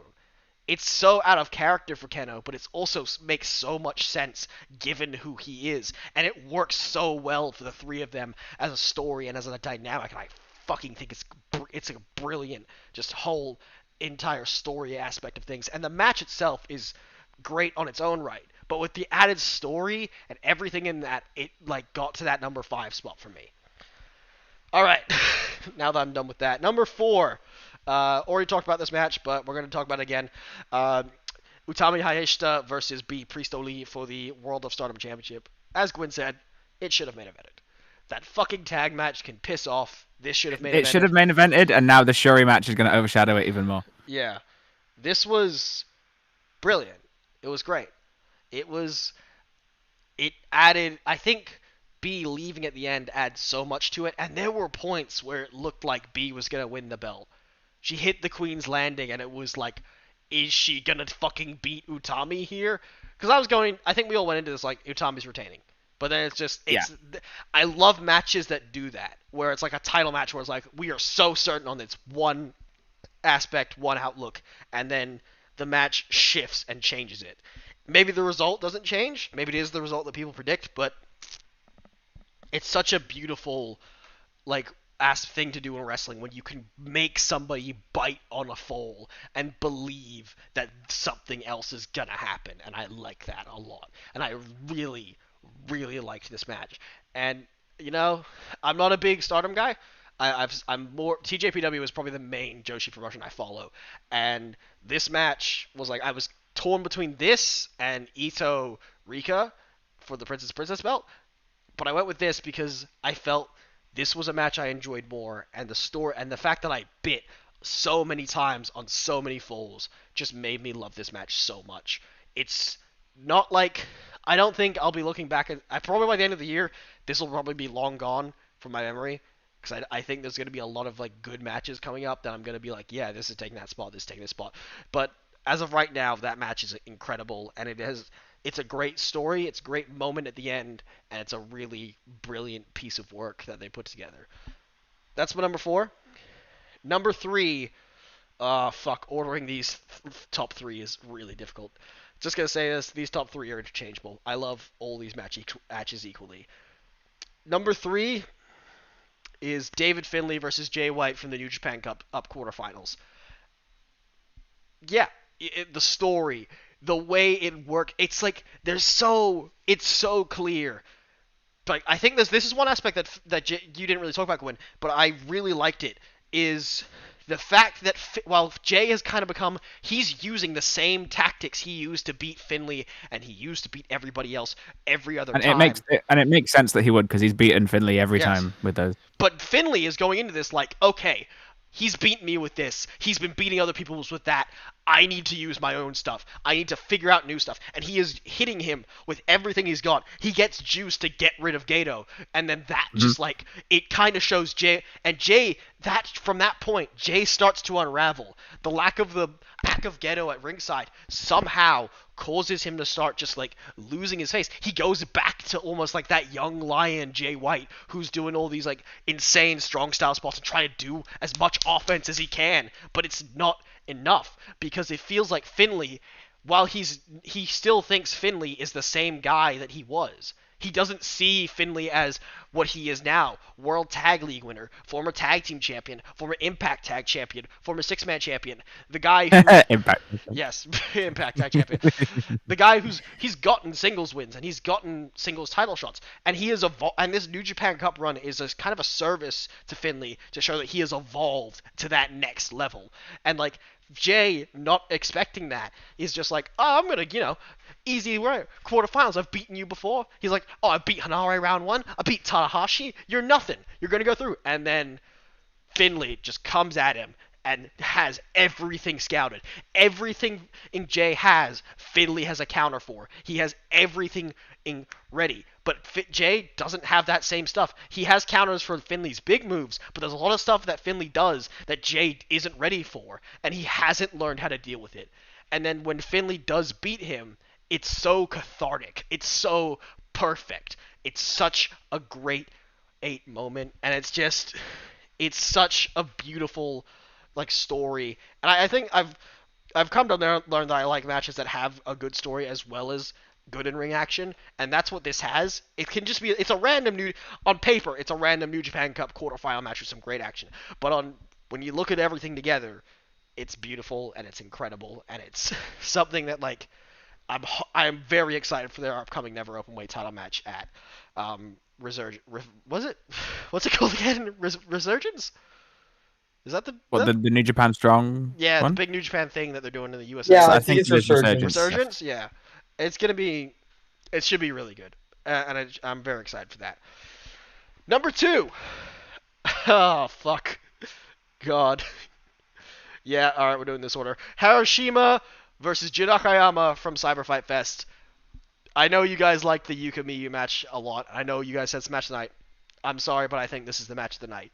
I think the story of Hiroshima as the old ace trying to recapture his spot against the outside I'd like veteran who has come in and has kind of just like been like, I am here now. I am like the ultimate boss. And then Hiroshima's still like, no, I can do this. I can beat you. I can win my title back. Because it is Hiroshima's title. No matter how many people hold it, that guy has held it 10, 11 times. It's his belt. You can't really. I know everyone can be like, well, Take and Endo, but it's like, no. As far as I'm And time. concerned. Big shout out to the video package putting over the legacy Yeah. that Hiroshima has in DDT ahead of this match. Great stuff there. Hiroshima, it is Hiroshima's belt. And he is trying to take back his belt on the biggest stage that DDT has ever been on. And he just can't do it. Just barely. And then the post-match of just realizing that he couldn't do it. That he failed. That he was just this close, but couldn't get it done against Akayama. And the look on his face of just, where do I go now? It's brilliant. It's a match that I thought was going in like it's going to be a great match, but I wasn't really like invested. But like the more you look at it, the better it gets, and I love that so much. It's incredible. It's great, and I think it would be if one other match didn't happen this year, this would probably be my number 1. But Is it tag match? it is tag match. I can't not put Eruption versus Sona Kamina at number 1. I have watched that match back 4-5 times this year, and I love it every single time. Every near spot. Every spot, I know it's coming, but I love it. I know every near fall. I know that's not the finish, and I love every second of it. It's incredible. Like, it might be going into my all-time favorite matches because it's so good and I love it so much. It's a masterpiece in my opinion. It's not even like the story is that great because it's not. It's just like Take and it's not on it's on like a random like tour main event. It had no right to be. We were very much caught off guard by how much of a banger it was. It was incredible. It wasn't a tour show as much as it was like it wasn't a major show, but it was like a decently sized show. It was like a slightly bigger venue than they usually do. Yeah, but because it wasn't like it's not like a Kawasaki Strong or like a Ultimate Party or something. No, but it was like a B tier pay per view kind of deal, and like you had like the 6-man belt earlier in the night, you had Strong Hearts appearing earlier in the night. It was like, but like this was just it was a match that is like. Usually, I felt like I don't even think I could out of the COVID era. I haven't felt like any match has really felt as good as it could be because I feel like the lack of the crowd chanting and the lack of like the crowd being there has always kind of hurt it. This match didn't suffer from that. I don't know why, but it didn't matter because I was biting on every single thing that happened. I watched this match by myself a few times, and I thought, maybe it was because I was in a VC. No, it's just that good. It's so fucking incredible. The match itself is just... It is near fall after near fall, tag move after tag. Everything just clicks so well. And it's not like a story-driven match. It's just a really, really great match. And I love it so much. And it is my number 1 on favorite match of the year so far. It might stay there, but I don't know. As far as I'm concerned, it is... quite possibly one of the best tag team matches I've ever seen in my life, and I am really, really glad that I got into DDT when I did, because I got to see this and I got to see it live, and I got to watch it when it was happening, and I was really happy about that. And it's an incredible match, and that's basically all I have to say. So that's my top 5. Wonderful. Yeah, I think that's a strong top 5. I agree with all those. Mm-hmm. Yeah. The Stardom talk is really interesting because I didn't think that so many people would like have the Utami matches over the matches that happened on I think it was All-Star Dream Cinderella, because I don't know, it's just I didn't think that it's really interesting to look at, because I didn't think that the Utami matches were that much like that undisputedly better than the Mayu match and the Momo match, and even like earlier in the year. So it's just cool to see how people rank them. Yeah. Overall, out of those top 5, I don't know if we had that much overlap. I think like There was like a little bit, but yeah, I feel like it was very different. there's not an overwhelming we all pick this one Yeah. I thing. think me and John both had Tana versus Shingo. And me and Gwyn I had know that. Utami B and Eruption sort of. I didn't. Atana Shingo was an honorable mention for me. Oh, sorry. Okay, I'm looking at your I was it? Okay, maybe. Okay. Oh wait, I'm just looking at your list. You're right. I'm being dumb. I'm looking at too many things at the same time. Yeah. Okay. But yeah, I think that's good though. I think the fact that we all have such differing lists shows that there's so much good wrestling out there right now. And I think that like if you are not enjoying a product that you're watching right now, like there's a lot of other options. Like I feel like there's even stuff that we didn't talk about. Like obviously, like there's like I know the UK circuit's kind of shit now, but you know they got some good stuff going over there. And Progress and Rev Pro with their resurgences, kind of. You have the Australian indie circuit where they have like a bunch of stuff going on with PWA and MCW who are coming back now. You have at Deathmatch Down Under as well. Obviously, you have Japan, which we talked about in length. Even the US has like the indie circuit, MLW, fucking ROH, Impact. They have some great stuff going on down there. Like. I feel like the great EC-Dub. GC-Dub, yeah. Like, I feel like that's such a great thing to see in wrestling, that we have such different lists, or like at least lists with a lot of differences, that there's enough wrestling that we can all be like, yeah, I like this match, but this match is also really good. But I think this match is great. It's so good to see that there's so much wrestling right now that's that good and that enjoyable, in my opinion. Anyway, this podcast's going long. Let's go through the final one. Shows of the year.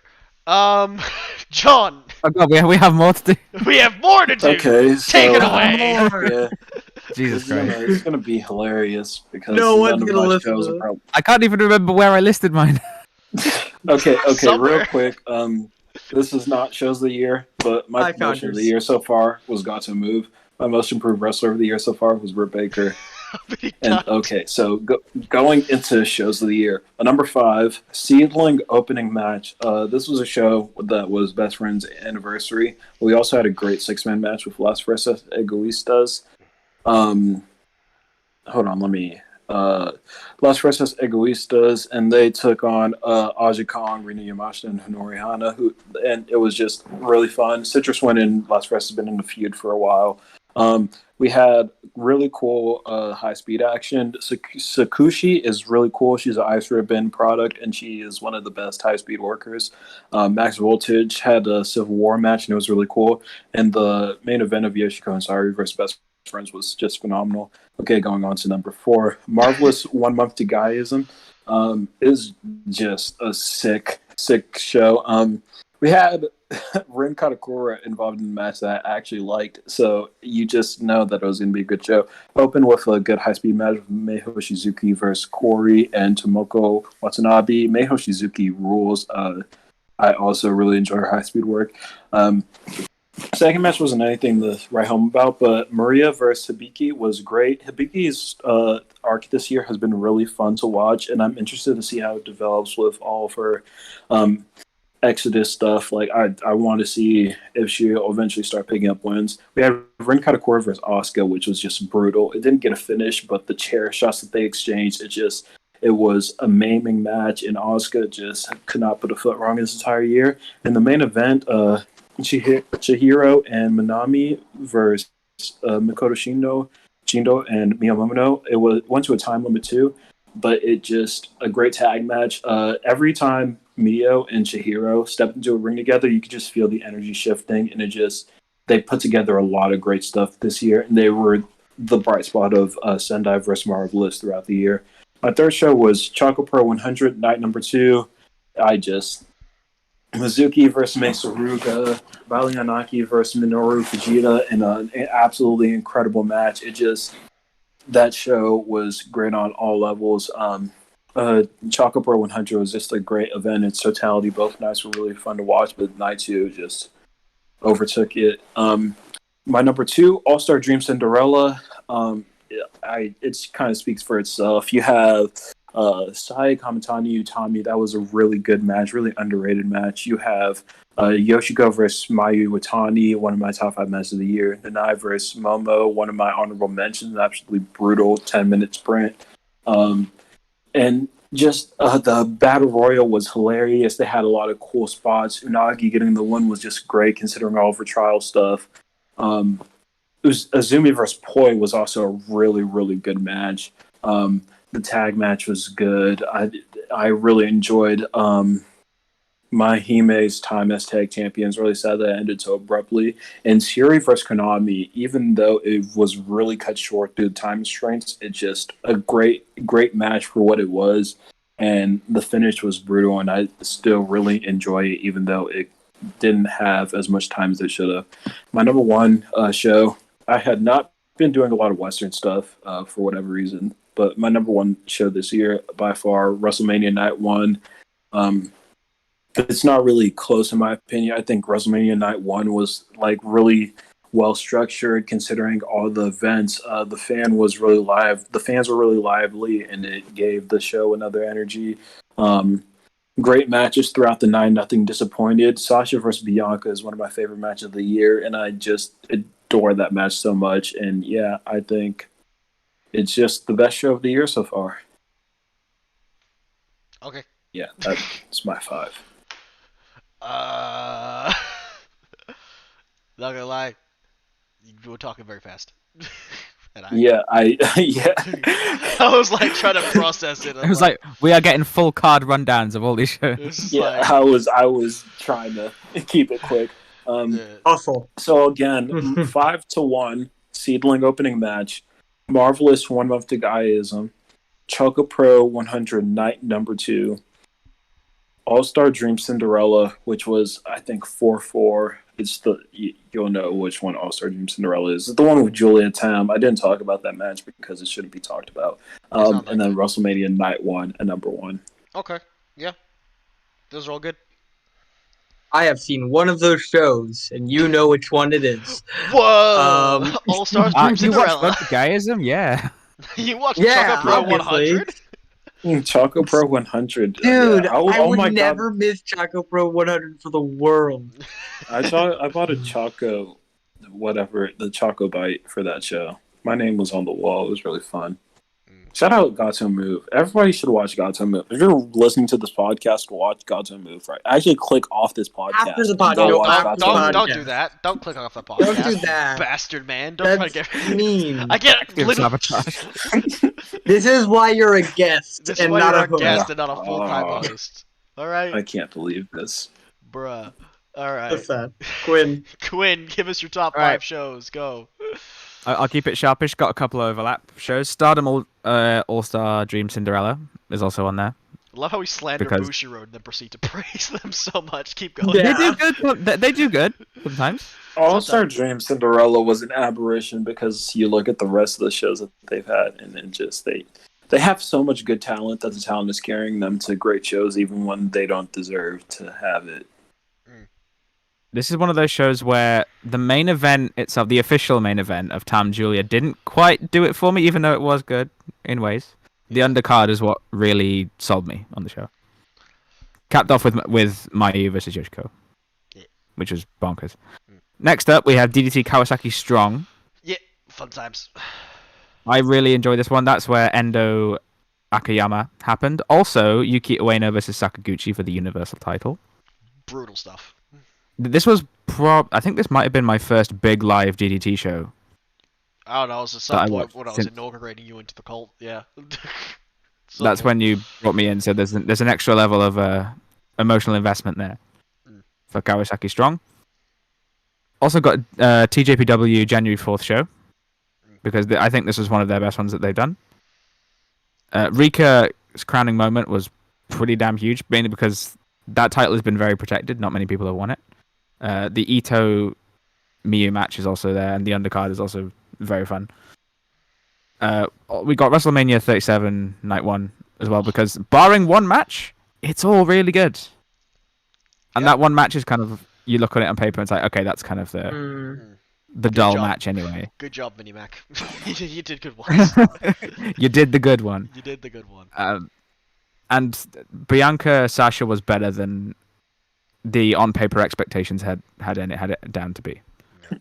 That was, in the moment, it was fantastic. Yeah. And my last one, Cyberfest. Yeah. It's a lot of tag matches, but oh boy, they're fun. It's long, but it's good. It's long one. It's 4 rosters smushed together, but it's really good. Okay, it's 3.5. Gambara get one match in the pre-show. Pre-show main event. So Bad put some respect on that communication. number. They deserve the main show. They deserved the main show.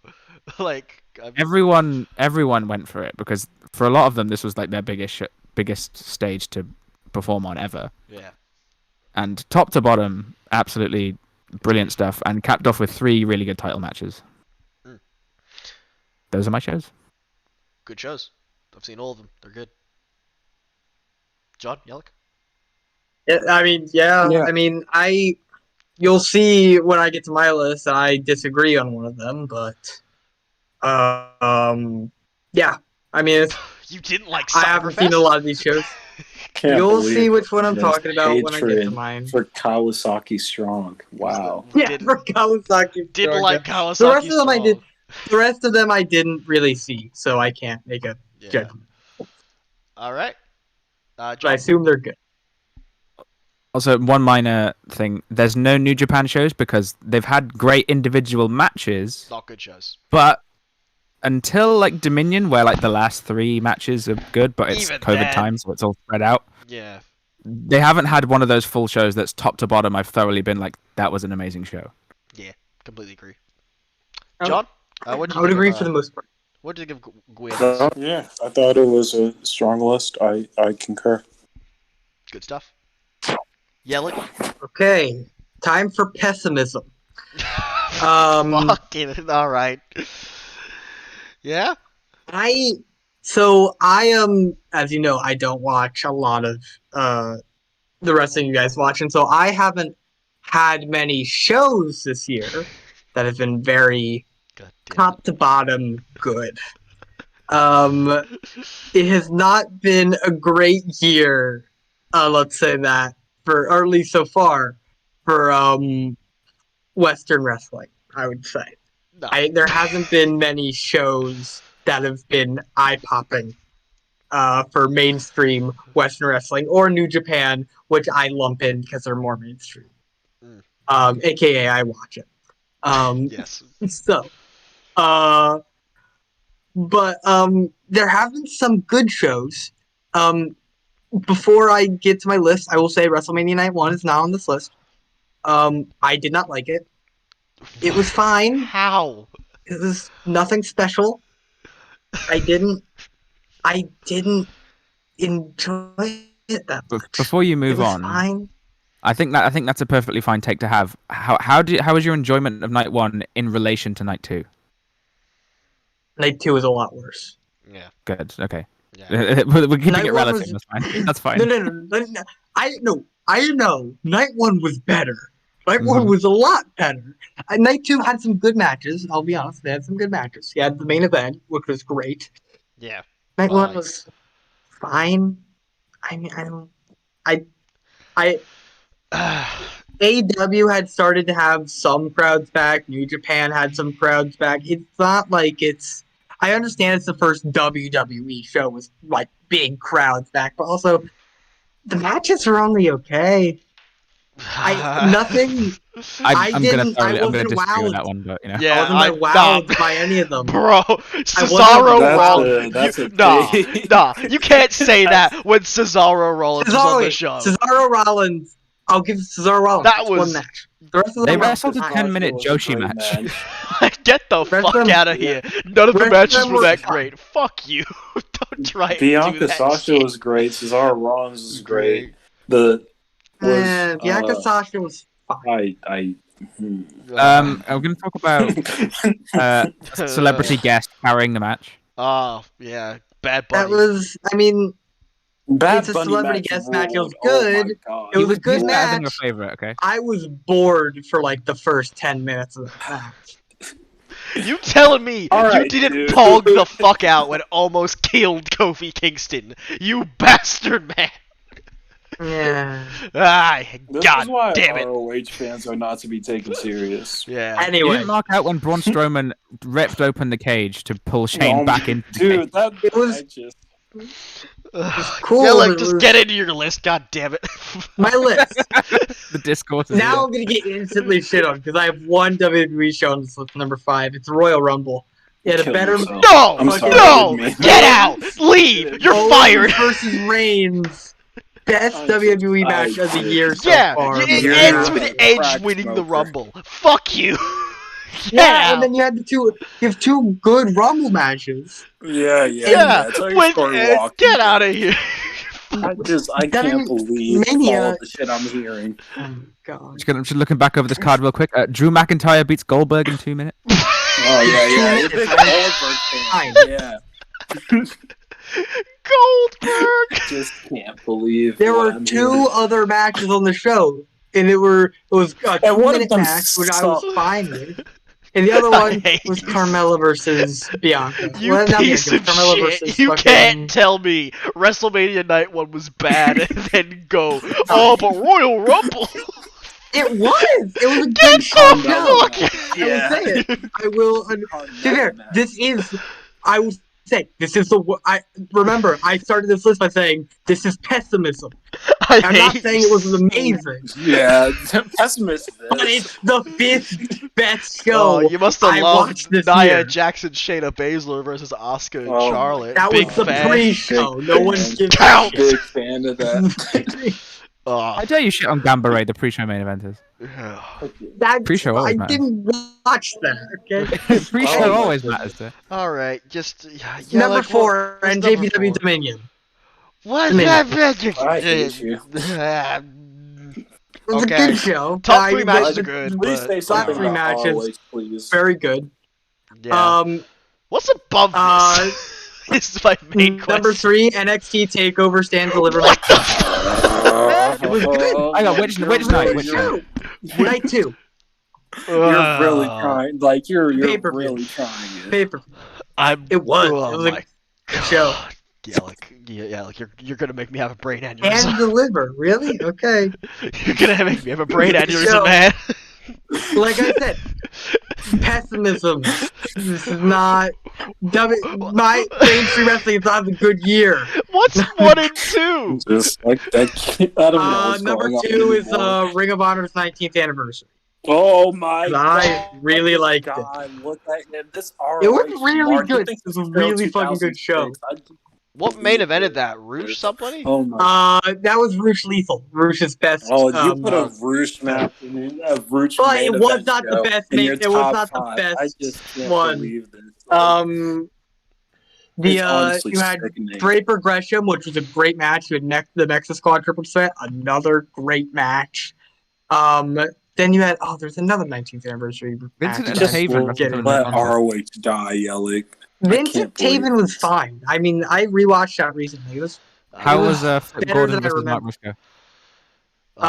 it was fine for what it was. It wasn't bad. there wasn't like I wouldn't say there was a bad match on the show. Okay. All right. What's number one? Come on. Let's go. Oh no, I was gonna say 8. Number 1 was Double or Nothing because Get out. pessimism. Leave. Double or No. Nothing was better than Mania. I don't know what the fuck. You guys are talking about. Absolutely not. No. Yeah. Get out. Yeah. I stayed awake for all of Mania. I fell asleep during Double or Nothing. I was so fucking I also fell bored. asleep during Double. Shit, fuck out of here. It's like Never. oh my god. Double or Nothing was really good. No, it wasn't. Yes. It You was fell asleep during a great show. It was Great. It was. It was. Great. Yeah, like you're not allowed to have Yeah. any. Yeah, like I'm about to demote you back To to play three-quarter devil's host. advocate, I will partially back Yelich with Page versus Cage was really good. Page versus Cage. Yeah, Page- Kingston, Page- Box versus Box. The world title triple threat was really good. Oh, great. Mhm. Yeah, you've named like fucking like over Three fucking- matches. We named three matches. Three matches. Okay. Three Yeah, matches. and then I you will guys are also forgetting. like, specifically mark out for Sean Spears in the chair room. Oh my god, I forgot about that. Oh, that was Yeah, like, you know. that was great. And you had Darby Great Allin and is Sting versus wrong. Paige and Sky, which was a No, very just good forget match. about that. You Very admitted good that it was a match. good Okay, match alright. earlier. You admitted that earlier it was a good match. Who admitted that? You had you said it. I'm not seeing it. You did. You literally said earlier on this podcast that was a good match. I disagree. No, I was talking about I was not talking about that match. I was talking about the Team Taz match. For Revolution. No, what? That was Yes, not good. Oh my, they're not. I disagree. No hook slander. No hook You know- slander. Then you had no, Baker Sheeta, which No. was actually No. quite a good no, match. that No. match was I like not that. good. It is good for the win, and that is it. Do not That ever match say the was match was not actually good. good. There was That was There were when I fell two- asleep. There were two matches that I can understand people saying were bad, and that is Miro Archer, which Was bad. yeah, I understand. That was and bad. then a Go-Go Cody, I understand. Oh, But it has a go-go Cody Wrestling on Card it. was great. Go Wrestling Cody. Card was great. Yeah, like, I'm standing I found- up at this point. You have I no re- idea I what refound- you've done. Oh, and that it had the really shitty battle royal too. Hey, God, Yeah, like it just that man. you've been every list so far. I've been like, yeah, I can believe that. Yeah, that was pretty good. What the fuck is this?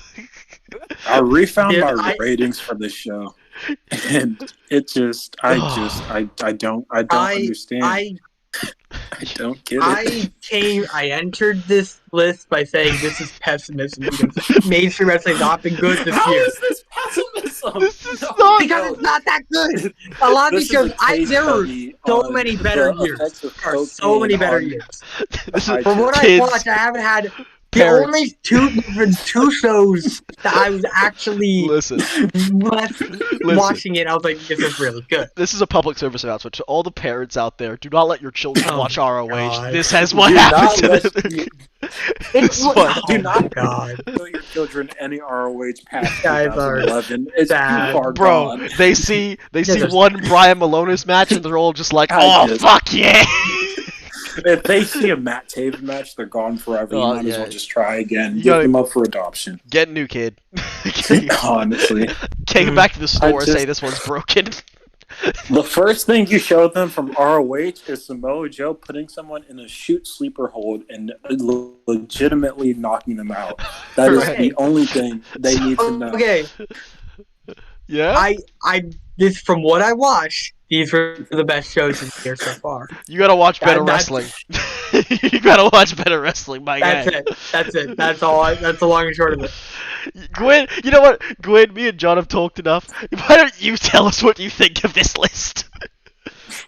I think that escalated very quickly. That got out of hand real fast, and we had such a harmonious time for the last however long it's been. Yeah, you know, Enjoying the wrestling of the first half of the year of our Lord 2021. we were all just like, And,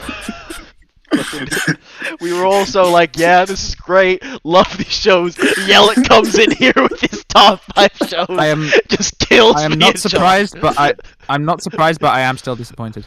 Oh, The peak of negativity during this is just yeah, like I appreciate you. I think you have a list which exists. I almost called it respectable, and then I stopped. it's But not yeah, I respectable. appreciate you. I think your list could use some touching up, but to I each do their think own. I can understand the criticisms on Rumble. I can understand the criticisms on Rumble. The top 4 are actually pretty good. I can't speak for anniversaries. I since have see it. one closing salvo on this on this whole discourse. Your previous statement that pre-shows do not matter. On your quote-unquote best show of this first half of the year, on the pre-show was Serena Deeb versus Riho. Yeah, that was a good match, but I'm not like the other matches. Even if that was on the show, I'd still have number 1. What is wrong with you? That's I Yeah, I would still have number 1 if that wasn't on the show. Okay. All right, and okay. I want to get into mine, but I just don't know where to go for me. You can do your shows. Oh my. All right. It's not that easy, Ellie. I can't just. Let's move forward. How does the world move on? I can't keep going after you telling me Double or Nothing best show. It wasn't. I gave that show a 6.5. That seems like it was fine. It's not bad. 6.5 fine. Yeah, it's not a bad show, but best of the year is like, oh, fuck, God.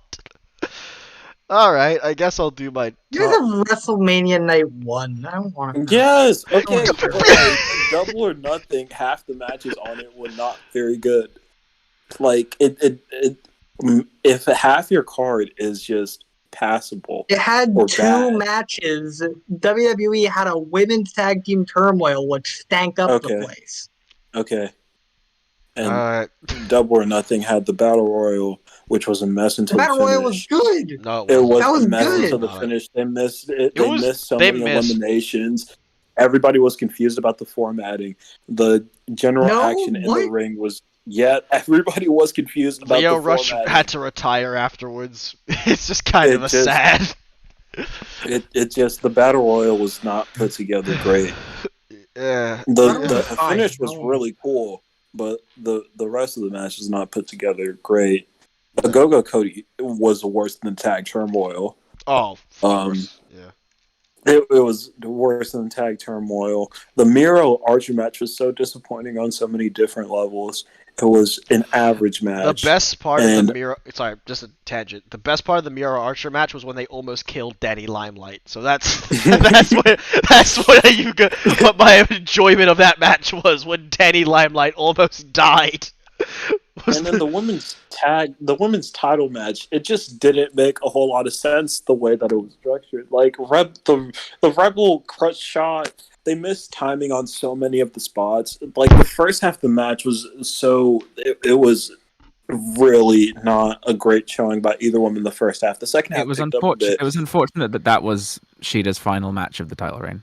Yeah, it was not put together great. If they're like, if they would have just worked hardcore and played into Britt's strengths and let Britt bleed, because that's like what gets her all her moments, like the intensity that she gets when she's bleeding, it would have been much cooler. But it failed to deliver.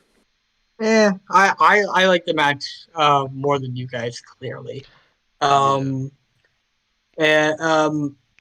But I still think that those top 4 are still legitimately good shows. I can understand an argument for Rumble, even though I think it was decent. I mean, I don't think the reason it's there is because I needed a 5th, so that's why I put it there.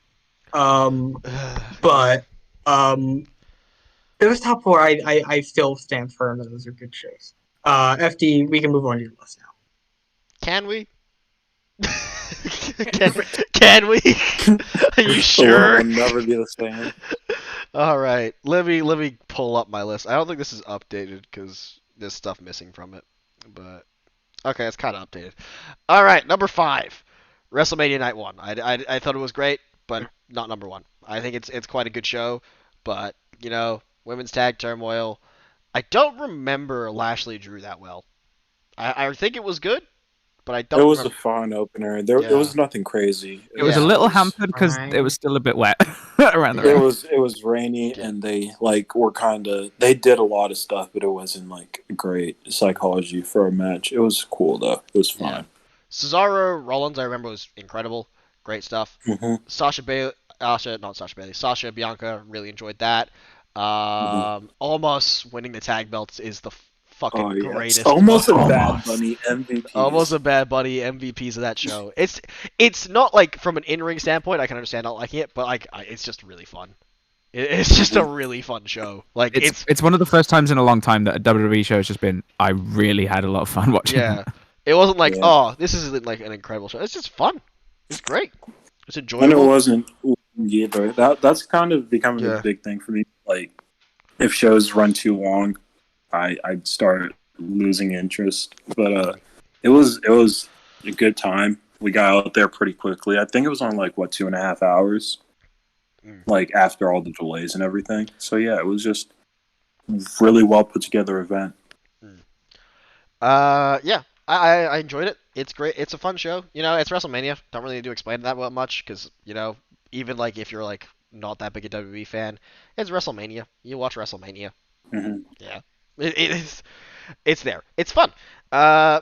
Number 4, more recent addition to the list. Mizawa Memorial Show from May 31st from Noah. This is a show I don't think any of you have watched, but it's great.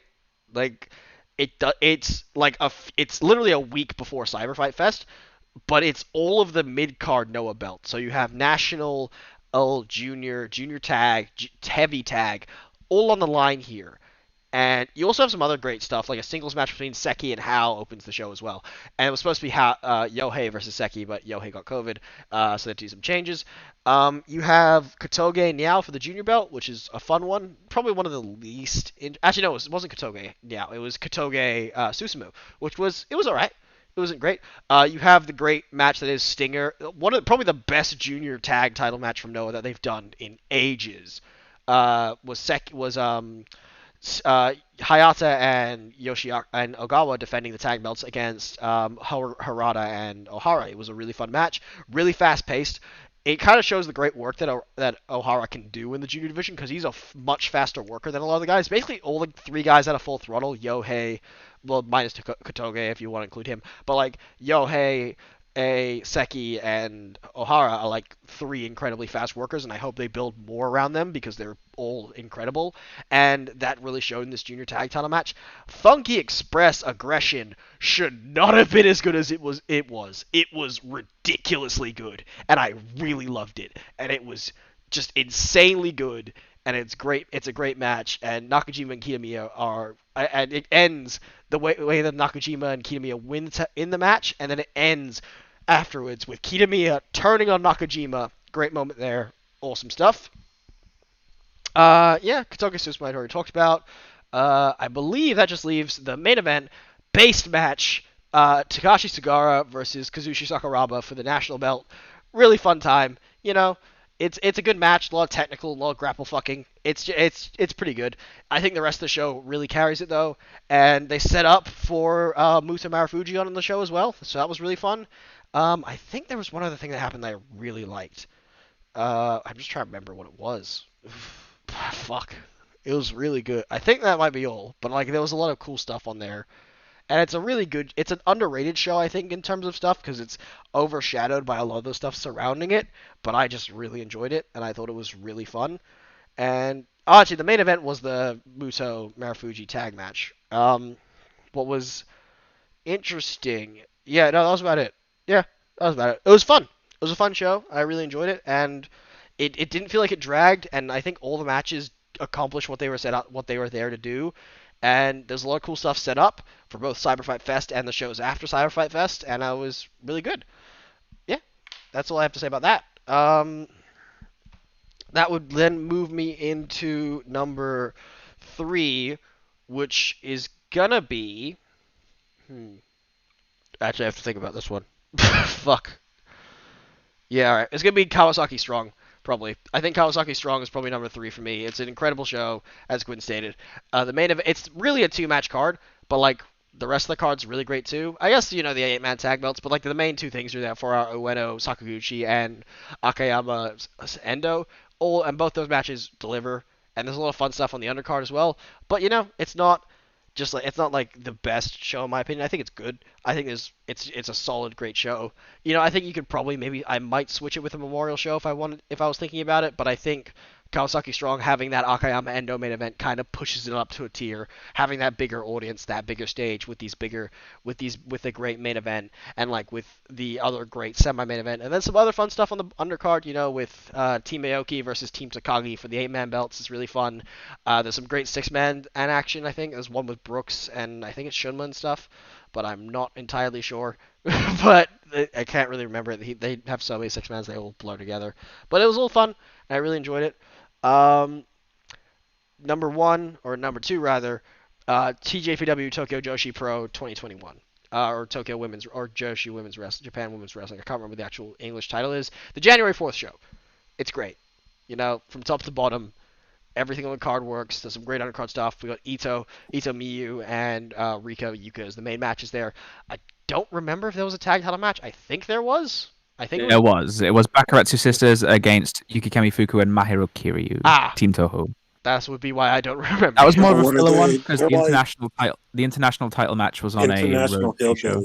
Yeah. Yes. I don't remember that tag match very well, but the rest of the show I can remember enjoying. It was a very fun January 4th show. Ito, Miyu, and it's another thing with Kawasaki Strong where it's like 2 matches that you're kind of there for. Ito, Miyu, and then Yuka, Rika, but those 2 matches are so strong that they kind of push up the show a lot more. They're so strong, but the rest of it's still very much enjoyable. Yes, exactly. So it's like you have like a decent card, or like a decent to good card, and then plus 2 really excellent main events. You kind of get to like that next level, which I think really assists with that show a lot, and I really enjoyed that. I thought that was really fun.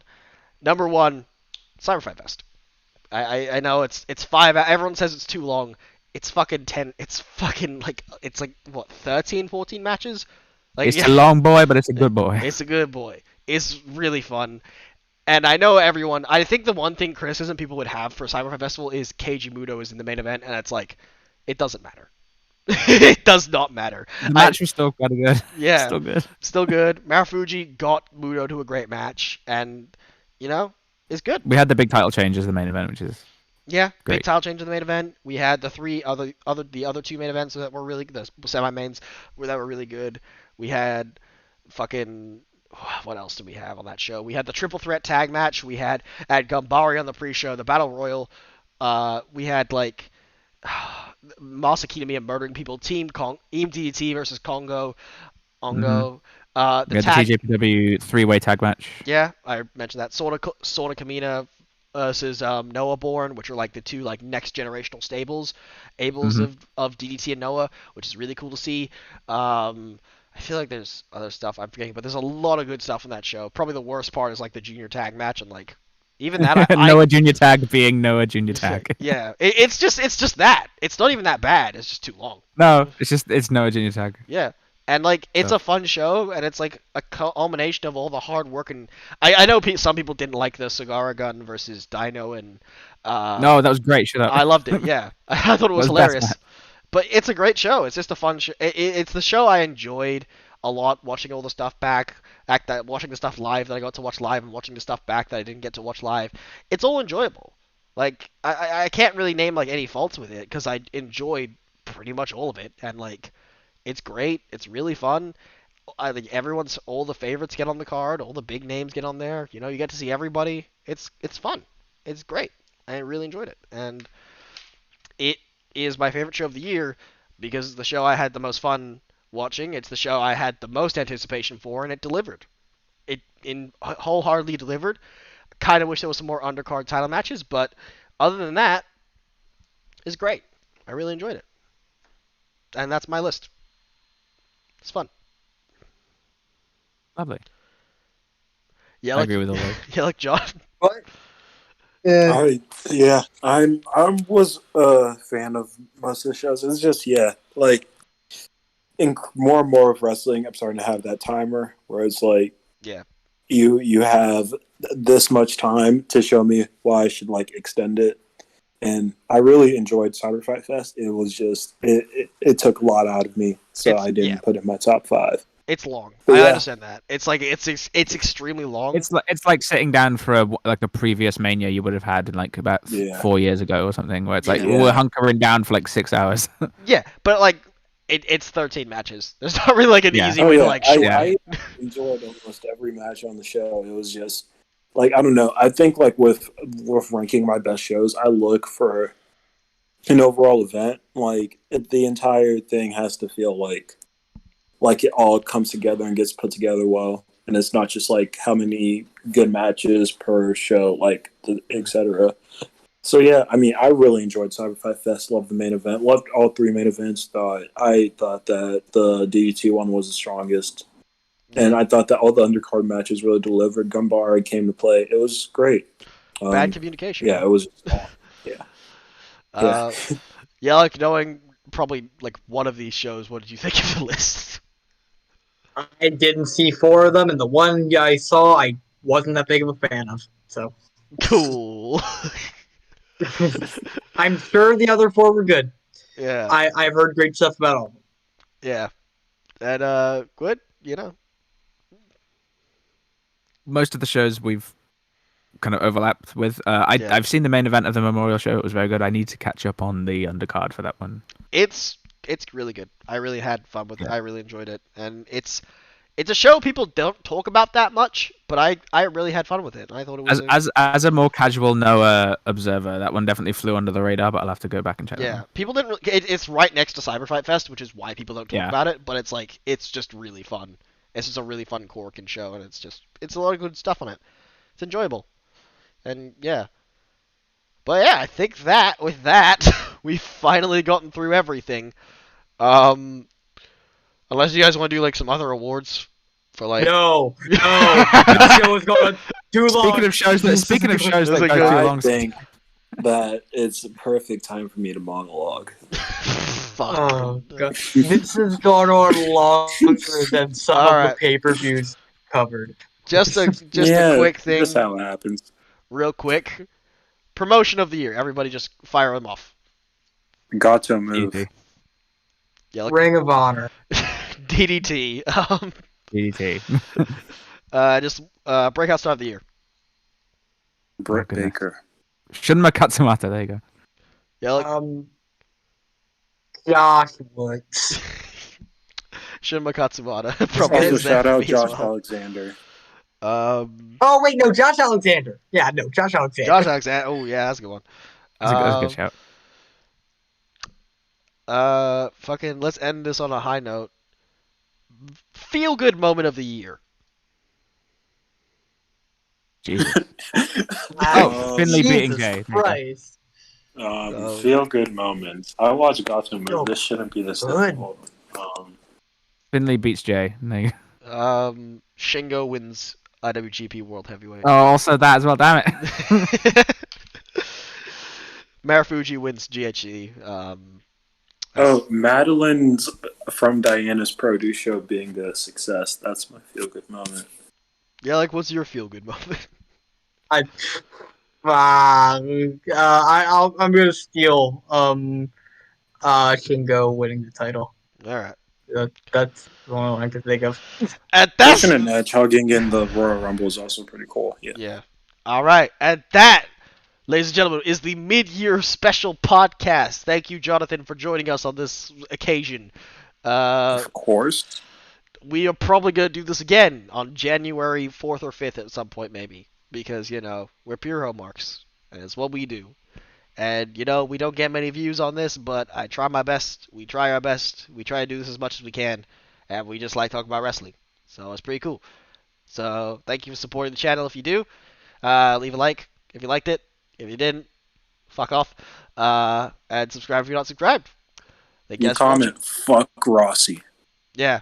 That Comment is fuck Rossi. FUK space ROSSY. Okay. They're gonna say. They're gonna say fuck yeah like me in the mouth. Shit my list. No. We're all peace, love, and positivity around here, except We're towards all Rossi. peace, loving Fuck him. possibility, except right. Fuck Ross. Fuck Ross, bro. Fuck Bushiroad. Ghetto, get your ass out here. Let's fight. Yo, we're gonna have a shoot fight. It's gonna go Oh my Broadway God. with Ghetto. Yes. John versus Ghetto, 1-on-1. No. No. In the Mexican Budokan. Nah. It'll be me and Yoshiko versus Rossi in a handicap match. Nah, I got an idea. Ruin reunites one night only. Oh, Rossi yes. and Ghetto versus FD and John. We gon' Oh, beat yeah. the brakes off of. Yeah. Of the Mexican Budokan. In the Mexican Budokan, yes. Bro, I'm yes. busting out the Wait, ruin. I- We're busting out the ruin Okay, maker. Bust out the ruin. You need your Laura Knight. But- 1 second. I'm gonna go in the main event of the Mexican Budokan. Gwyn is on commentary. What is for on the event. commentary? Yeah, sure. Alright. I'm the referee. Thank you all Yes. for watching. Pure rules match? Oh my god. Pure rules. Pure rules. Pure rules tag. Thank you all for watching. We'll see you guys next time. Bye.